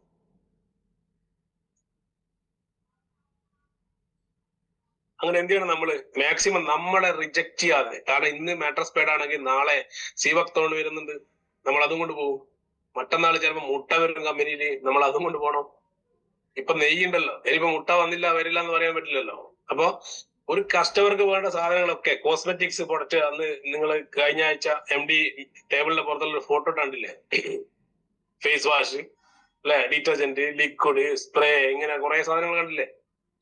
അപ്പം നാളെ നമ്മുടെ എല്ലാ പ്രൊഡക്റ്റുകളും കൊണ്ട് നമ്മളെ റിജക്ട് ചെയ്യുന്ന ആളുകളുടെ അടുത്ത് വീണ്ടും വീണ്ടും പോകാൻ വേണ്ടി എന്ത് ചെയ്യണം, നിങ്ങൾ അവിടെ നിന്ന് വരുമ്പോ പാലം കത്തിക്കാതെ ഇങ്ങോട്ട് വരണം. ഒരു ബ്രിഡ്ജ്, ആളിലും നമ്മളും തമ്മിൽ എപ്പോഴും ഒരു ബ്രിഡ്ജ് അവിടെ ഉണ്ടായിരിക്കണം. അതിന് തീയിടരുത്. ഓക്കെ, നല്ല റിലേഷൻസ്, എന്താ പറയാ, സൊല്യൂഷൻസ് എന്ത് ചെയ്യുക, പ്രസന്റ് ചെയ്യാൻ പറ്റണം. എലിമിനേറ്റ്, ഓട്ടോമാറ്റിക് ആയിട്ട് എന്ത് ചെയ്യും, റിജക്ഷൻ ഇല്ലാതെ ഇരിക്കും. ഞാൻ പറയുന്നത് നിങ്ങൾക്ക് മനസ്സിലാവുന്നുണ്ടോ എന്ന് എനിക്കറിയില്ല, ഇതൊരു സൂം ആയതുകൊണ്ട്. മനസ്സിലാവുന്നുണ്ടോ? വിനയൻ മറ്റേ മമ്മൂട്ടിനോട് ചോദിച്ചു, മനസ്സിലാവുന്നുണ്ടോ സാറേ? ഒരു എസ് ഇട്ട് കഴിഞ്ഞാൽ നമുക്ക് മുന്നോട്ട് പോവാ. Okay, thank U. കാരണം സൂമിന് ഇങ്ങനെ ഒരു ലിമിറ്റേഷൻ ഉണ്ട്. ഫിസിക്കലി മീറ്റ് ആണ് നമുക്ക് എന്ത് ചെയ്യാം, അവരോട് ഇന്ററാക്ട് ചെയ്ത് സംസാരിക്കാൻ പറ്റും. ഈ സൂം ആകുമ്പോൾ ഞാനൊരു റേഡിയോ പറയുന്ന പോലെയും നിങ്ങളിങ്ങനെ കേൾക്കുന്ന പോലെ ഇരിക്കും. അപ്പോ പൊതുവെ ഇനി ഒരാളോട് ഇന്ററാക്ട് ചെയ്യുന്ന സമയത്ത് അവരെ എങ്ങനെ ടാക്കിൾ ചെയ്യുക എന്നുള്ളതാണ് നമ്മൾ നോക്കുന്നത്. അത് നോർമലി ഒരു കസ്റ്റമേഴ്സിനെ 3 ടൈപ്പായിട്ട് നമുക്ക് എന്ത് ചെയ്യാം, തരംതിരിക്കാം. ഒന്ന് വിഷ്വൽ കസ്റ്റമേഴ്സ് എന്ന് പറയും, 2 ഓഡിറ്ററി കസ്റ്റമേഴ്സ് എന്ന് പറയും, 3 കിനസ്തെറ്റിക് എന്ന് പറയും. ഈ 3 കാറ്റഗറിയുള്ള കസ്റ്റമേഴ്സ് ആണ് നമ്മൾ ഫീൽഡിൽ പോകുമ്പോൾ നമ്മൾ കാണാൻ പോകുന്ന വ്യക്തിത്വങ്ങൾ. ഈ വിഷ്വൽ കസ്റ്റമർ എന്ന് പറഞ്ഞു കഴിഞ്ഞാൽ അവർക്ക് എല്ലാം കാണാനാണ് ഇഷ്ടം ഉണ്ടാവുക. നിങ്ങൾ ഇന്നു മുതൽ നിങ്ങൾ ശ്രദ്ധിക്കണം.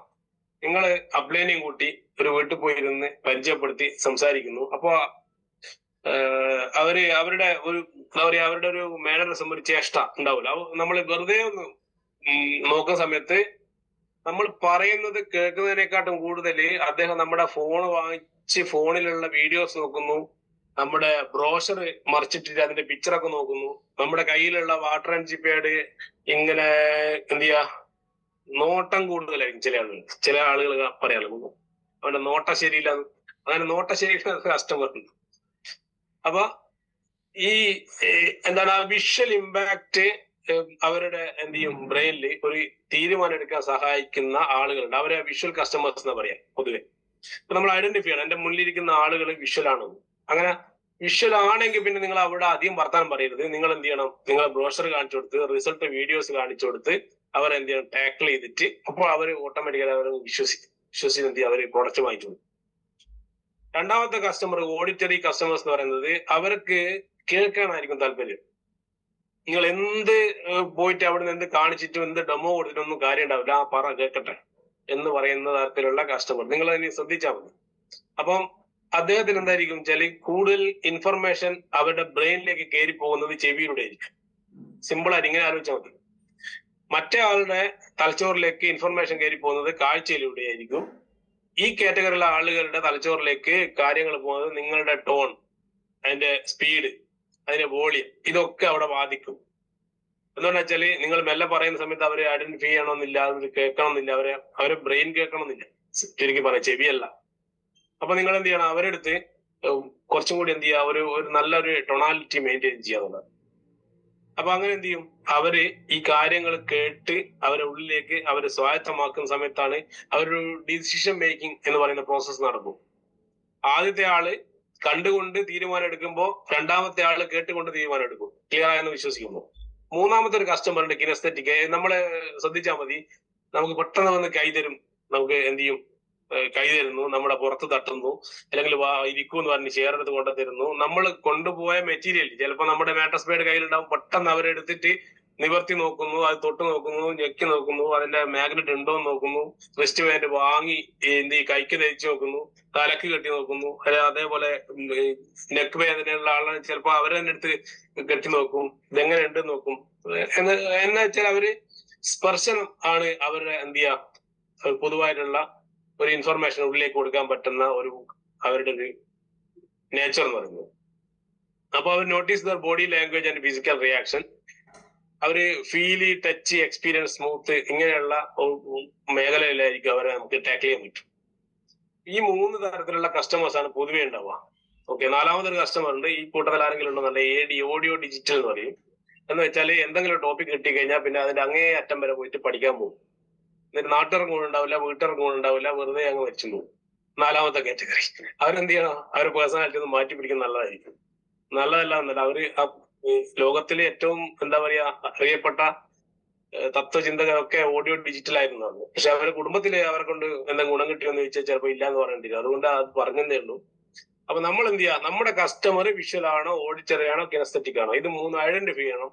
അതിനേക്കാൾ മുന്നേ നമ്മൾ ആരാണെന്ന് നമ്മൾ ആദ്യം മനസ്സിലാക്കുന്ന നല്ലതായിരിക്കും. നിങ്ങൾ ഓരോരുത്തരും, ഇപ്പൊ Mini madam, Ambili madam, Ajay sir, Haridas sir, നമ്മൾ ഏത് കാറ്റഗറി കസ്റ്റമറാണ്, ഏത് കാറ്റഗറി പേഴ്സണാലിറ്റി ആണ് എന്ന് നിങ്ങളൊന്ന് വെറുതെ ഒന്ന് ഒബ്സർവ് ചെയ്യുന്ന നല്ലതായിരിക്കും. എന്തുകൊണ്ടാണെന്ന് വെച്ചാൽ നിങ്ങൾ പലപ്പോഴും പറ്റിക്കപ്പെട്ടിരിക്കുന്ന ഏതെങ്കിലും മേഖല ഉണ്ടെങ്കിൽ നിങ്ങൾ ഐഡന്റിഫൈ ചെയ്ത ഏതോ ഒരു ചങ്ങാതിയുടെ കഴിവായിരിക്കും.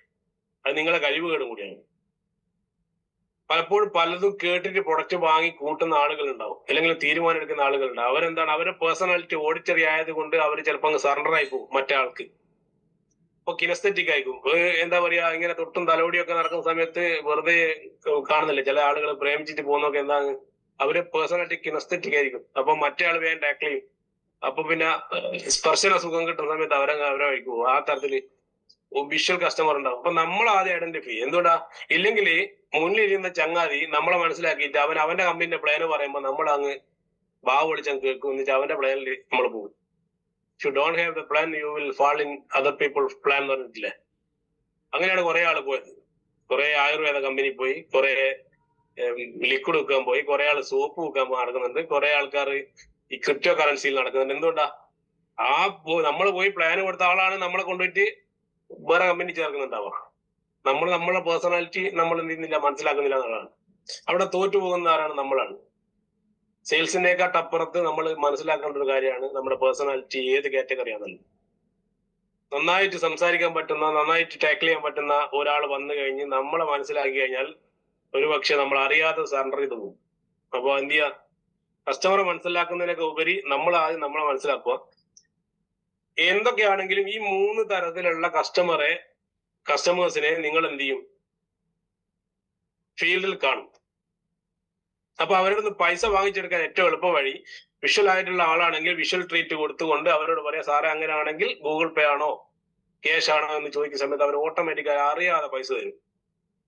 അതേപോലെ തന്നെ ഓഡിറ്ററി കസ്റ്റമർ ആണെങ്കിൽ അവരുടെ അടുത്ത് നിങ്ങൾ ചോദിക്കുന്ന സമയത്ത് വാക്കുകളാണ് എന്ത് ചെയ്യുക, അവരിൽ ഇമ്പാക്ട് ഉണ്ടാക്കുക. അവരെന്ത് ചെയ്യും, ഈസിയായി നമ്മൾക്ക് സെയിൽ ക്ലോസ് ചെയ്യാൻ സഹായിക്കും. കിനസ്തെറ്റിക് ആണെങ്കിൽ നിങ്ങൾ എന്ത് ചെയ്യണം, മാട്രസ് ബേഡൊക്കെ വിരിച്ചങ്ങ് ഇട്ട് കൊടുത്താൽ അവർ അപ്പൊ തന്നെ അതിൽ കയറി കിടക്കുന്ന ആൾക്കാരായിരിക്കും മിക്കവാറും. പില്ലോ പേഡ് എടുത്ത് തലക്ക് വെക്കുന്നുണ്ടാവും, അല്ലെങ്കിൽ നമ്മളെ ബ്രോഷർ അവർ വാങ്ങിച്ചിട്ട് അതിങ്ങനെ ബ്രോഷർ വായിക്കൊന്നുമില്ല, അവരിങ്ങനെ അതിന്റെ മുകളിൽ ഇങ്ങനെ ടച്ച് ചെയ്യുന്ന കാണാം. നിങ്ങൾ ശ്രദ്ധിച്ചാൽ മതി. അപ്പൊ പിന്നെ അധികം അവിടെ വർത്തമാനം പറയരുത്, ഈ സാധനം എല്ലാം അവരെ കയ്യിൽ കൊടുക്കുക, പൈസക്ക് യോജിക്കുക എന്നുള്ളതാണ്. ഈ 3 കാര്യങ്ങൾ എന്ത് ചെയ്യാം, നിങ്ങൾ കയ്യിൽ ലാപ്ടോപ്പ് ഒക്കെ ഉണ്ടെങ്കിൽ ഇങ്ങനെ എന്താ ഒരു പ്രസന്റേഷൻ ഒക്കെ ചെയ്യുന്ന സമയത്ത് വിഷ്വൽ ആണെങ്കിൽ ഏറ്റവും നല്ലത് ടാബിലോ ലാപ്ടോപ്പിലോ ഒക്കെ പ്രസന്റ് ചെയ്യുന്നതായിരിക്കും. ഈ 3 തരത്തിലുള്ള ആളുകളെ എന്ത് ചെയ്യുക, നിങ്ങൾക്ക് ഇൻഫ്ലുവൻസ് ചെയ്യാൻ എളുപ്പമായിരിക്കും. ഇന്ന് മുതൽ നമ്മൾ എന്ത് ചെയ്യണം, കുറച്ചും കൂടി എന്ത് ചെയ്യുക, ഒരു പ്രൊഫഷണൽ ആവാൻ നോക്കുക. ആരാണ് എന്റെ മുന്നിൽ ഇരിക്കുന്നത്, അതിനൊരു 1/4 മണിക്കൂർ അവരെ പഠിക്കാനുള്ള മാനസികാവസ്ഥ വേണം. പോയ ഉടനെ തന്നെ കയറിയിട്ട് എന്ത് ചെയ്യരുത്, നമ്മുടെ പ്രൊഡക്റ്റും പ്രൊജക്റ്റും എന്ന് പറഞ്ഞേക്കരുത്. ആദ്യം നമ്മളെ വിൽക്കുക എന്നുള്ളതാണ്. നമ്മളെ വിറ്റതിന് ശേഷമാണ് നമ്മൾ എന്ത് ചെയ്യുന്നത്, നമ്മുടെ പ്രൊഡക്റ്റും പ്രൊജക്റ്റും ഒക്കെ അവതരിപ്പിക്കാൻ പാടുള്ളൂ. ഓക്കെ. അപ്പൊ ഈ 3 കാറ്റഗറി ആളുകൾ എന്ത് ചെയ്യുക, ഇത് എന്തിനാണ് ഐഡന്റിഫൈ എന്ന് വെച്ചാല്, അവരിൽ ഒരു ട്രസ്റ്റ് ബിൽഡ് ചെയ്യണമെങ്കിൽ അവരുടെ പേഴ്സണാലിറ്റിക്ക് അനുസരിച്ചിട്ടുള്ള ഒരു ആയുധം നമ്മൾ എടുത്തിട്ട് പ്രയോഗിക്കണം. അതിനാണ്. ഇനി വേറൊരു ടൈപ്പ് കസ്റ്റമർ ഉണ്ട്. ഇതിന്റെ സ്ക്രീൻഷോട്ട് വേണമെങ്കിൽ എടുത്തു വെച്ചാൽ നിങ്ങൾക്ക് വേണമെങ്കിൽ ചിലപ്പോൾ ഉപകാരപ്പെടും. ആദ്യത്തേത് വിഷ്വൽ ആണ്, അതിങ്ങനെ വായിച്ച് നോക്കുന്ന പിക്ചറാണ് നിങ്ങൾ. രണ്ടാമത്തത് കേൾക്കാൻ താല്പര്യമുള്ളതാണ്. മൂന്നാമത്തത് അതിങ്ങനെ തൊട്ട് നോക്കാൻ. ഇത് നിങ്ങൾക്ക് മനസ്സിലാകാൻ വേണ്ടിയിട്ടാണ് ഈ സ്ക്രീനിൽ ഇട്ടത്. നിങ്ങൾ എന്ത് ചെയ്യാം, ഇതിന്റെ സ്ക്രീൻഷോട്ട് എടുത്ത് വെച്ചു. ഓക്കെ. ഇനി അടുത്തത്, ചില ആളുകൾ ഉണ്ടാവും നമ്മളെ പഠിപ്പിക്കാൻ വരും. ചില ആളുകൾ എന്താ പറയാ, എല്ലാം എനിക്ക് അറിയാം എന്ന് പറഞ്ഞ് സംസാരിക്കുന്ന ആളുകൾ ഉണ്ടാവും. ചില ആളുകൾ കുട്ടികളെ പോലെ വാശി പിടിക്കുന്ന ആളുകൾ ഉണ്ടാവും. നമ്മൾ ഈ 3 തരത്തിലുള്ള കസ്റ്റമർ എന്ത് ചെയ്യും, നമ്മൾ ഇന്ററാക്ട് ചെയ്യുമ്പോൾ മനസ്സിലാക്കും. അത് കസ്റ്റമറുടെ ഈഗോ സ്റ്റേറ്റിൽ അവരെ 3 ടൈപ്പായിട്ട് തരംതിരിക്കും. Confusion ആകുന്നുണ്ടോ?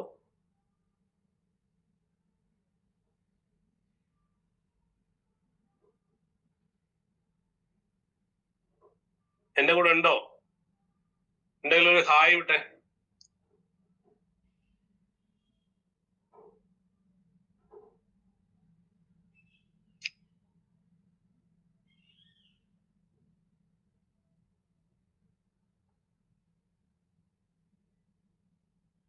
Okay, thank you. Confusion ആകുന്നില്ലല്ലോ. നമുക്ക് എന്ത് ചെയ്യാം, പിന്നീട് എപ്പോഴെങ്കിലും കൺഫ്യൂഷൻ ഉണ്ടെങ്കിൽ ഏത് ദിവസം രാത്രി സെഷൻ ഇടാം. 3 ടൈപ്പിലുള്ള ഈഗോ സ്റ്റേറ്റ് ഉള്ള കസ്റ്റമേഴ്സ് മുന്നിലുണ്ടാവും. ഒന്ന് പേരന്റ് ഈഗോ സ്റ്റേറ്റ് എന്ന് വെച്ചാൽ ഒരു രക്ഷിതാവിനെ പോലെ സംസാരിക്കുന്ന ആളുകൾ. അവർക്കെല്ലാം അറിയാം. അവരോട് നമ്മളോട് പിള്ളേരോട് പറയുന്ന പോലെ നമ്മളെ ചിലപ്പം എന്ത് ചെയ്യും, കുറെ പറഞ്ഞ് നമ്മളെ മെല്ലെ ഔട്ടാക്കാൻ നോക്കും. പേരന്റ് ഈഗോ സ്റ്റേറ്റ് എന്ന് പറയും. മറ്റൊന്ന് അഡൾട്ട് ഈഗോ സ്റ്റേറ്റ് എന്ന് പറഞ്ഞാല് അവരൊരു പക്വതയുള്ള എന്താ പറയാ, ഒരു അഡൾട്ട് എങ്ങനെയാണ് പെരുമാറുന്നത്. മേഘനല്ലേ, ഞാൻ കേട്ടിട്ടുണ്ട്, അയാൾ കേട്ടിട്ട് കൂടി ഉണ്ടാവില്ല. അപ്പൊ അയാൾ പറയും ഞാനിത് മനസ്സിലാക്കിയിട്ടുണ്ട്, കേട്ടിട്ടുണ്ടെന്നൊക്കെ പറയുന്ന ആളുകൾ ഉണ്ടാവും. പിന്നെ എന്താ പറയാ, അവരുടെ ഈഗോ എന്ന് വെച്ചാൽ നമ്മൾ അംഗീകരിക്കാൻ ഒരുപക്ഷെ സമ്മതിക്കുന്നുണ്ടാവില്ല. ഓക്കെ, അഡൾട്ട് ഈഗോ സ്റ്റേറ്റ് എന്ന് പറയും. പിന്നെ ഉള്ളത് വെച്ചാൽ ചൈൽഡ് ഈഗോ സ്റ്റേറ്റ് ആണ്. ചൈൽഡ് ഈഗോ സ്റ്റേറ്റ് എന്ന് പറഞ്ഞു കഴിഞ്ഞാല് ഒരു കുട്ടികളെ പോലെ എന്താ പറയാ ഉള്ള കസ്റ്റമേഴ്സ് നിങ്ങൾ കണ്ടിട്ടുണ്ടാവില്ലേ. കുട്ടികളെ പോലത്തെ കസ്റ്റമർ എന്ന് പറഞ്ഞാൽ എന്താണ്, ഒരു വാശി പിടിക്കുന്ന, അല്ലെങ്കിൽ എന്തെങ്കിലും കാണിക്കുമ്പോ ഹായ് എന്നൊക്കെ പറഞ്ഞിട്ട് ഒരു അത്ഭുതത്തോടെ നിങ്ങളോട് കാര്യങ്ങൾ ചോദിക്കുന്ന തരത്തിലുള്ള പേഴ്സണാലിറ്റി ഉള്ള കസ്റ്റമേഴ്സ് ഉണ്ടാവും. ഈ 3 തരത്തിലുള്ള ആളുകളെടുത്ത് 3 തരത്തിൽ വേണം നമ്മൾ ഇടപെടാൻ വേണ്ടിയിട്ട്. ഓക്കെ. 3 തരത്തിലുള്ള കസ്റ്റമേഴ്സ് 3 തരത്തിൽ ഇടപെടാന്ന് വെച്ച് കഴിഞ്ഞാല്, ഒരിക്കലും ഒരു രക്ഷിതാവ് സംസാരിക്കുന്ന പോലെയുള്ള കസ്റ്റമർ അടുത്ത് പോകുന്ന സമയത്ത് നമ്മൾ അവരുടെ അടുത്ത് നേരെ ഓപ്പോസിറ്റ് നമ്മളൊരു രക്ഷിതാവിനെ പോലെ സംസാരിക്കരുത്. നമ്മൾ വളരെ ശ്രദ്ധാപൂർവ്വം എന്ത് ചെയ്യുക, കേൾക്കുക. എന്നിട്ട് എന്ത് ചെയ്യുക, അദ്ദേഹം പറയുന്നത് കേട്ട് നമുക്ക് 10 മിനിറ്റ് കേട്ടാൽ വലിയ കുഴപ്പമൊന്നുമില്ല. നമ്മളെ ആവശ്യം എന്താണ്, ഇത് വിൽക്കലാണ്. നിങ്ങൾ ആദ്യം മനസ്സിലാക്കുന്നത്, അല്ലാണ്ട് അദ്ദേഹത്തെ നന്നാക്കാനല്ല. അപ്പൊ നമ്മൾ എന്ത് ചെയ്യും, കേട്ട് എന്ത് ചെയ്യാന്ന് വെച്ചാല്, അവിടെ നിങ്ങളുടെ പേരൻസ് നിങ്ങളോട് ഒരു കാര്യം പറയുമ്പോൾ നിങ്ങൾ അവരുടെ അടുത്തുനിന്ന് പല സമയത്തും നിങ്ങൾ എന്ത് ചെയ്തിട്ടുണ്ട്, ഇതൊന്നും അറിയാതെ തന്നെ അവരുടെ അടുത്ത് പൈസ വാങ്ങി ടൂറിന് പോയിട്ടുണ്ട് അല്ലെ. അവരുടെ അടുത്ത് പിന്നെ നിങ്ങൾക്ക് ഇഷ്ടപ്പെട്ട കോഴ്സ്, അവരിഷ്ടപ്പെട്ട കോഴ്സ് പഠിക്കാൻ പറഞ്ഞപ്പോ നിങ്ങൾക്ക് ഇഷ്ടപ്പെട്ട കോഴ്സ് പഠിച്ചിട്ടുണ്ട് നിങ്ങൾ പലരും. ഇതൊക്കെ ചെയ്തത് എന്തുകൊണ്ടാന്ന് വെച്ചാല് അവരുടെ പേരന്റ് ഈഗോ സ്റ്റേറ്റിന് അനുസരിച്ച് നമ്മൾ നമ്മുടെ നിലപാടൊന്ന് മാറ്റി പിടിച്ചാൽ മതി. അപ്പൊ നമ്മൾ ഏറ്റവും നല്ലതെന്ന് വെച്ചാല് ഒരു പേരന്റ് ഈഗോ സ്റ്റേറ്റുള്ള മനുഷ്യന്റെ അടുത്ത് പോയിട്ട് നമ്മൾ അവരുടെ അച്ഛനാവാൻ നോക്കരുത്, അമ്മയാവാൻ നോക്കരുത്. നമ്മൾ എന്താ ചെയ്യേണ്ടത്, അവിടെ നിങ്ങളുടെ ഒന്നുകിൽ ചൈൽഡ് ഈഗോ സ്റ്റേറ്റിലേക്കോ അല്ലെങ്കിൽ അഡൽട്ട് ഈഗോ സ്റ്റേറ്റിലേക്കോ നിങ്ങൾ മാറുക. നിങ്ങൾ എന്ത് ചെയ്യണം, അവരുടെ പറയുന്നത് കേട്ട് അവരോട് തിരിച്ചങ്ങോട്ട് ഇതിന്റെ വസ്തുതകൾ പറഞ്ഞ് മനസ്സിലാക്കാൻ നോക്കുക. എന്തിന് ഇത് ഉപയോഗിക്കണം എന്നുള്ളത്, എന്താണ് അവർക്ക് കിട്ടുന്ന ബെനിഫിറ്റ്, ആ തരത്തിൽ സംസാരിക്കുമ്പോൾ അവരെന്ത് ചെയ്യും? ഒരിക്കലും അവരെ ക്രോസ് ചെയ്ത് സംസാരിക്കരുത്. ക്രോസ് ചെയ്ത് സംസാരിക്കുന്ന സമയത്ത് അവരൊരിക്കലും അംഗീകരിക്കില്ല. അപ്പൊ എന്ത് ചെയ്യും? അങ്ങനെ നമ്മൾ നിൽക്കുന്ന സമയത്ത് എന്ത് ചെയ്യും? കാര്യങ്ങള് സെയിൽ ക്ലോസ് ചെയ്യപ്പെടും. ഇല്ലെങ്കിൽ നിങ്ങൾ എന്ത് ചെയ്യണം വെച്ചാൽ അവരൊന്ന് ഐഡന്റിഫൈ ചെയ്ത് കഴിഞ്ഞാൽ അവർ നമ്മൾ എന്ത് ചെയ്തു? നേരത്തെ പറഞ്ഞ 3 കാറ്റഗറിയിൽ വിഷ്വൽ ആണോ കിനസ്തെറ്റിക് ആണോ ഓഡിറ്റർ ആണോ ഐഡന്റിഫൈ ചെയ്തു.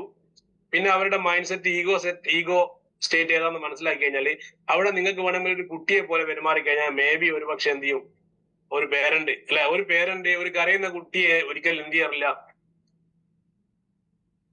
ഒരു കുട്ടി കരയുന്ന സമയത്ത് എന്ത് ചെയ്യും? പേരന്റ് മനസ്സ് അലിയൂല്ലേ?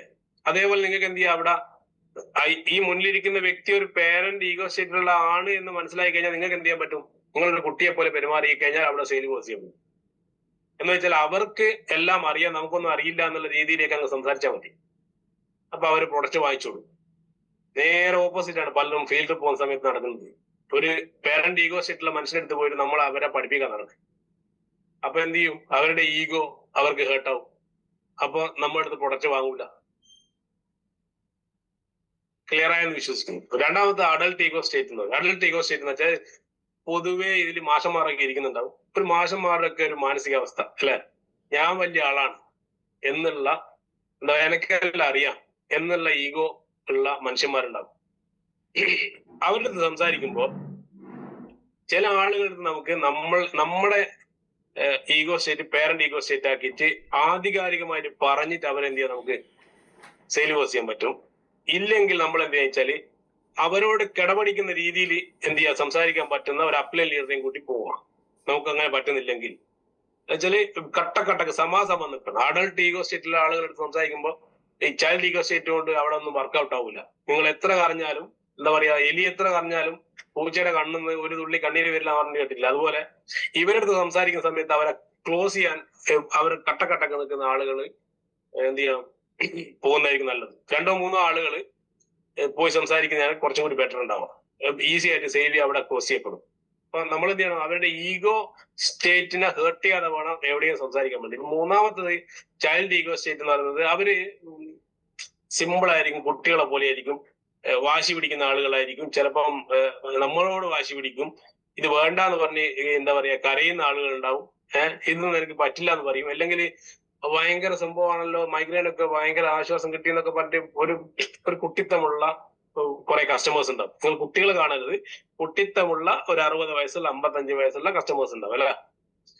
അവരെ ഈസി ആയിട്ട് നമുക്ക് ടാക്കിൾ ചെയ്യാൻ പറ്റുന്ന ഒരൊറ്റ വഴിയേ ഉള്ളൂ. അവരെടുത്ത് ഒന്നുകിൽ നിങ്ങൾ കുട്ടിയെ പോലെ അല്ലെങ്കിൽ എന്ത് ചെയ്യാന്ന് വെച്ചാൽ പേരന്റ് ഈഗോ സ്റ്റേറ്റിലേക്ക് മാറണം. അവിടെ നിങ്ങൾക്ക് അഡൾട്ട് ഈഗോ സ്റ്റേറ്റിലേക്ക് മാറാം. നിങ്ങളുടെ പേഴ്സണാലിറ്റി എന്ത് ചെയ്യുക? നിങ്ങളുടെ ഈഗോ സ്റ്റേറ്റ് നിങ്ങൾ എന്ത് ചെയ്യുക? മാറ്റി പിടിക്കുക. അപ്പൊ അവരെടുത്ത് എന്ത് ചെയ്യുക വെച്ചാൽ തലവേദന, മൈഗ്രെയിൻ ആണ് പോയത്, മൈഗ്രെയിൻ കിട്ടിയപ്പോ ആശ്വാസം കിട്ടിയപ്പോ ഭയങ്കര എക്സൈറ്റ്മെന്റ് വന്ന് അടിപൊളി എന്നൊക്കെ പറയുന്ന സമയത്ത് നീ എന്തായാലും ഇപ്പൊ തന്നെ വാങ്ങിച്ചു എന്ന് പറയുന്ന ഒരു അഡൾട്ട് ഈഗോ സ്റ്റേറ്റിലേക്കും നീ ഇത് വാങ്ങിച്ച് ഉപയോഗിക്കണം എന്ന് പറയാൻ പറ്റുന്ന തരത്തിലുള്ള പേരന്റ് ഈഗോ സ്റ്റേറ്റിലേക്ക് നമ്മൾ മാറിയാൽ മതി. പിന്നെ അവിടെ വേറെ വർത്തമാനം ഉണ്ടാവില്ല, ഈസി ആയിട്ട് സെയിൽ ക്ലോസ് ചെയ്യപ്പെടുന്നതാണ്. ഈ 3 തരത്തിലുള്ള ഈഗോ സ്റ്റേറ്റിലുള്ള ആളുകൾ ഐഡന്റിഫൈ ചെയ്യുക എന്നുള്ളതാണ് നമ്മൾ ആദ്യം ചെയ്യേണ്ടത്. അത് ചിലപ്പോൾ ആദ്യത്തെ വിസിറ്റ് നടക്കണമെന്നില്ല, രണ്ടാമത്തെ വിസിറ്റ് നടക്കണമെന്നില്ല, മൂന്നാമത്തെ വിസിറ്റ് നടക്കണമെന്നില്ല. നിങ്ങൾ പ്രാക്ടീസ് ആവുന്നതിനനുസരിച്ചിട്ട് മെല്ലെ എന്ത് ചെയ്യും? നിങ്ങൾക്ക് അത് ഈസി ആയിട്ട് പിന്നെ ഒരു പ്രാവശ്യം കാണുമ്പോൾ തന്നെ അവരെ മനസ്സിലാകുന്ന തരത്തിലേക്ക് നിങ്ങൾ വളരും. നിങ്ങൾ പ്രാക്ടീസ് ചെയ്യണം എന്നുള്ളതാണ് ഒന്നാമതായിട്ട് നിങ്ങളോട് പറയാനുള്ളത്. അപ്പൊ ഈ കാര്യങ്ങളൊക്കെ ചെയ്യുകയാണെങ്കിൽ ഈസി ആയിട്ട് എന്ത് ചെയ്യാൻ പറ്റും? നമുക്ക് മാറാൻ പറ്റും. നിങ്ങൾ ആദ്യം മനസ്സിലാക്കേണ്ട ഒറ്റ പോയിന്റേ ഉള്ളൂ. സെയിൽസ് എന്ന് പറയുന്ന ഒരു പ്രോസസ്സ് ഫുൾഫിൽ ചെയ്യുന്നത് കസ്റ്റമറുടെ കയ്യിൽ നിന്ന് പണം നമ്മുടെ ഗൂഗിൾ പേയിലേക്കോ നമ്മുടെ കയ്യിലേക്കോ കമ്പനിയുടെ അക്കൗണ്ടിലേക്കോ ക്രെഡിറ്റ് ചെയ്യപ്പെടുമ്പോൾ മാത്രമാണ്. അത് ക്രെഡിറ്റ് ചെയ്യണമെങ്കിൽ ആളുകൾ നിങ്ങളുടെ അടുത്ത് പ്രൊഡക്റ്റ് വാങ്ങണമെങ്കിൽ നിങ്ങളെ അവർക്ക് വിശ്വാസം വേണമെന്നുള്ളതാണ്. ആ ട്രസ്റ്റ് അവരിൽ ഉണ്ടാക്കാൻ വേണ്ടിയിട്ടാണ് നമ്മൾ ഈ സർക്കസ് മുഴുവൻ കാണിക്കുന്നത്, ഈ അഭ്യാസങ്ങൾ മുഴുവൻ കാണിക്കുന്നത്. അപ്പൊ ആ ട്രസ്റ്റ് ഉണ്ടാകണമെങ്കിൽ ലോകത്തിലെ ഒരേ ഒരു നിയമമുള്ളൂ സെയിൽസിൽ, KLT എന്ന് പറയും. ആദ്യത്തെ K എന്ന് പറഞ്ഞു കഴിഞ്ഞാൽ നോ ഈച്ച് അതർ എന്നാണ്. പരസ്പരം അറിയുക എന്നുള്ളതാണ്. നമ്മൾ എന്ത് ചെയ്യുക? നമ്മളെ അവരെ അറിയിക്കുക, അവരെ നമ്മളെ മനസ്സിലാക്കുക എന്നുള്ളതാണ്. അപ്പൊ പരസ്പരം അറിയുന്ന ആളുകൾ തമ്മിൽ എന്തുണ്ടാവും? ഒബ്വിയസ്ലി ഒരു ഇഷ്ടം വരും. അപ്പൊ അതാണ് രണ്ടാമത്തെ L എന്ന് പറഞ്ഞാൽ ലൈക്കാണ്. അപ്പൊ പരസ്പരം അറിഞ്ഞു മനസ്സിലാക്കി പരസ്പരം ഇഷ്ടപ്പെട്ടു. പരസ്പരം ഇഷ്ടപ്പെടുമ്പോൾ മാത്രമാണ് അവിടെ ട്രസ്റ്റ് ബിൽഡ് ചെയ്യപ്പെടും. അപ്പൊ തമ്മിലൊരു വിശ്വാസം ഉണ്ടാകുന്ന സമയത്ത് നമുക്ക് ഈസി ആയിട്ട് ക്ലോസ് ചെയ്യാൻ പറ്റും. ഈ ട്രസ്റ്റ് ബിൽഡ് ചെയ്യാൻ നിങ്ങളെ കൊണ്ട് സാധിക്കാത്തതാണ് നിങ്ങൾ പലപ്പോഴും സെയിൽസിൽ പരാജയപ്പെട്ടു പോകാനുള്ള കാരണം. അപ്പൊ ഈ ട്രസ്റ്റ് ബിൽഡ് ചെയ്യേണ്ട എല്ലാ ടെക്നിക്കലാണ് നമ്മൾ ഇത്രയും നേരം സംസാരിച്ച കാര്യങ്ങളൊക്കെ ഉള്ളത്. അവരോട് ഇടപഴകുമ്പോൾ അവരൊരു മനുഷ്യനാണ് എന്നുള്ള രീതിയിൽ വേണം ഇടപഴകാൻ വേണ്ടി. അപ്പൊ ഇന്നല്ലെങ്കിൽ നാളെ, ചിലപ്പോൾ മേ ബി 6 മാസം കഴിഞ്ഞാലും അവരെന്ത് ചെയ്യും, നിങ്ങളുടെ പ്രൊഡക്റ്റുകളൊക്കെ വാങ്ങിച്ചു കൊള്ളും. അപ്പോൾ അതിനുള്ള ക്ഷമ ഉണ്ടാവുക എന്നുള്ളതാണ്. എല്ലാവർക്കും ഒരു നല്ലൊരു ദിവസം നേർന്നുകൊണ്ട് ഇന്നത്തെ ഈ ഒരു ടോപ്പിക്ക് തൽക്കാലം ഞാൻ വൈൻഡപ്പ് ചെയ്യാണ്. എനിക്ക് പറയാനുള്ളത് ഇത്രയേ ഉള്ളൂ. ഇത് കേട്ടതിനെ കൊണ്ട് ഒരു കാര്യമില്ല, 100% ഇത് കേട്ടതിനെ കൊണ്ട് ഒരു കാര്യമില്ല. നിങ്ങൾ ഇത് ഇംപ്ലിമെന്റ് ചെയ്യുക, നിങ്ങൾ പ്രാക്ടീസ് ചെയ്യുക. ഫീൽഡിൽ പോകുന്ന സമയത്ത് ശ്രദ്ധിക്കുക. ഇനി മുതൽ ഇവരെ ഏത് സ്റ്റേജിലാണ്, ഇവരെ ഏത് കസ്റ്റമറാണ്, എങ്ങനെയാണെന്ന് നോക്കിയിട്ട് ക്ഷമ എടുത്തുകൊണ്ട്, ക്ഷമിച്ചുകൊണ്ട്, ക്ഷമ നമുക്കാ വേണ്ടത്. ക്ഷമ മെല്ലെ മെല്ലെ എന്ത് ചെയ്യുക, അവരുടെ ഉള്ളിലേക്ക് കയറി പോകാൻ നിങ്ങൾക്ക് ഓരോരുത്തർക്ക് സാധിക്കണം. നിങ്ങൾക്ക് ആർക്കും എന്തെങ്കിലും ചോദിക്കാനുണ്ടെങ്കിൽ ചോദിക്കാം, ഇല്ലെങ്കിൽ നമുക്ക് വൈൻഡപ്പ് ചെയ്യാം. അമ്പിളി മാഡത്തിലേക്ക്. Thank you sir. ഓക്കെ, ഇന്നത്തെ ടോപ്പിക്ക് നല്ല രീതിയിൽ തന്നെ നമ്മുടെ ഗ്രേറ്റ് ലീഡറായ മിനി സാറ് നമ്മളിലേക്ക് ഷെയർ ചെയ്ത് തന്നു. നമുക്ക് ഇത്രയും കാര്യങ്ങൾ തന്നെ ചെയ്യുകയാണെങ്കിൽ നല്ല രീതിയിൽ തന്നെ പ്രൊഡക്റ്റ് സെയിലാക്കാൻ കഴിയും, നല്ലൊരു വരുമാനത്തിലേക്ക് എത്താനും പറ്റും. ഇത്രയും പറഞ്ഞ നമ്മുടെ മിനി സാറിന് ആദ്യം തന്നെ നന്ദി പറയട്ടെ. അതുപോലെ തന്നെ നമ്മുടെ ഈ ഒരു പ്രോഗ്രാം വൈൻഡപ്പ് സെക്ഷനിലേക്കാണ്. മനോജ് സാറ് ലൈനിലില്ല, എന്നെ വിളിച്ചിരുന്നു. സാറ് യാത്രയിലാണ്. ആദ്യം എന്നെ തന്നെ ഒന്ന് പരിചയപ്പെടാം. ഞാനും ഈ ഒരു പ്രൊഡക്റ്റ് ഉപയോഗിച്ച്, എന്റെ പേര് അമ്പിളി എന്നാണ്, മലപ്പുറം കോട്ടയ്ക്കലാണ് വീട്. ഈ പ്രൊഡക്റ്റ് ഉപയോഗിച്ച റിസൾട്ടിലൂടെയാണ് ഞാൻ ഇതിലേക്ക് വന്നത്. ഇന്ന് എന്റെ ഫാമിലിയിലേക്ക് 4.25 ലക്ഷം രൂപ വരുമാനം വാങ്ങിയെടുക്കാൻ പറ്റി. ഇത്രയും ക്ലാസ്സുകൾ കിട്ടുകയാണെങ്കിൽ ഒരുപാട് AI രീതിയിലൂടെ നമുക്ക് മാർക്കറ്റിംഗ് ചെയ്യാനുള്ള അവസരങ്ങൾ കിട്ടുകയാണെങ്കിൽ അതിനേക്കാൾ കൂടുതൽ വരുമാനം നമുക്ക് ഏൺ ചെയ്യാൻ പറ്റും. കൂടുതൽ വരുമാനങ്ങൾ ഏൺ ചെയ്യാൻ നമുക്കൊക്കെ കഴിയട്ടെ എന്ന് പ്രാർത്ഥിക്കുകയാണ്. ഇന്ന് ഈ ഒരു പ്രോഗ്രാം ചെയ്ത മിനി സാറിനും അതുപോലെ തന്നെ നമ്മുടെ ഗ്രേറ്റ് ലീഡേഴ്സ് ആയിട്ടുള്ള ഓരോ വ്യക്തികൾക്കും ഞാനും നമ്മുടെ ടീമിന്റെ പേരിലും നന്ദി പറഞ്ഞുകൊണ്ട് വൈൻഡപ്പ് ചെയ്ത് അറിയിക്കുന്നു. Okay, thank you all. Thank you sir.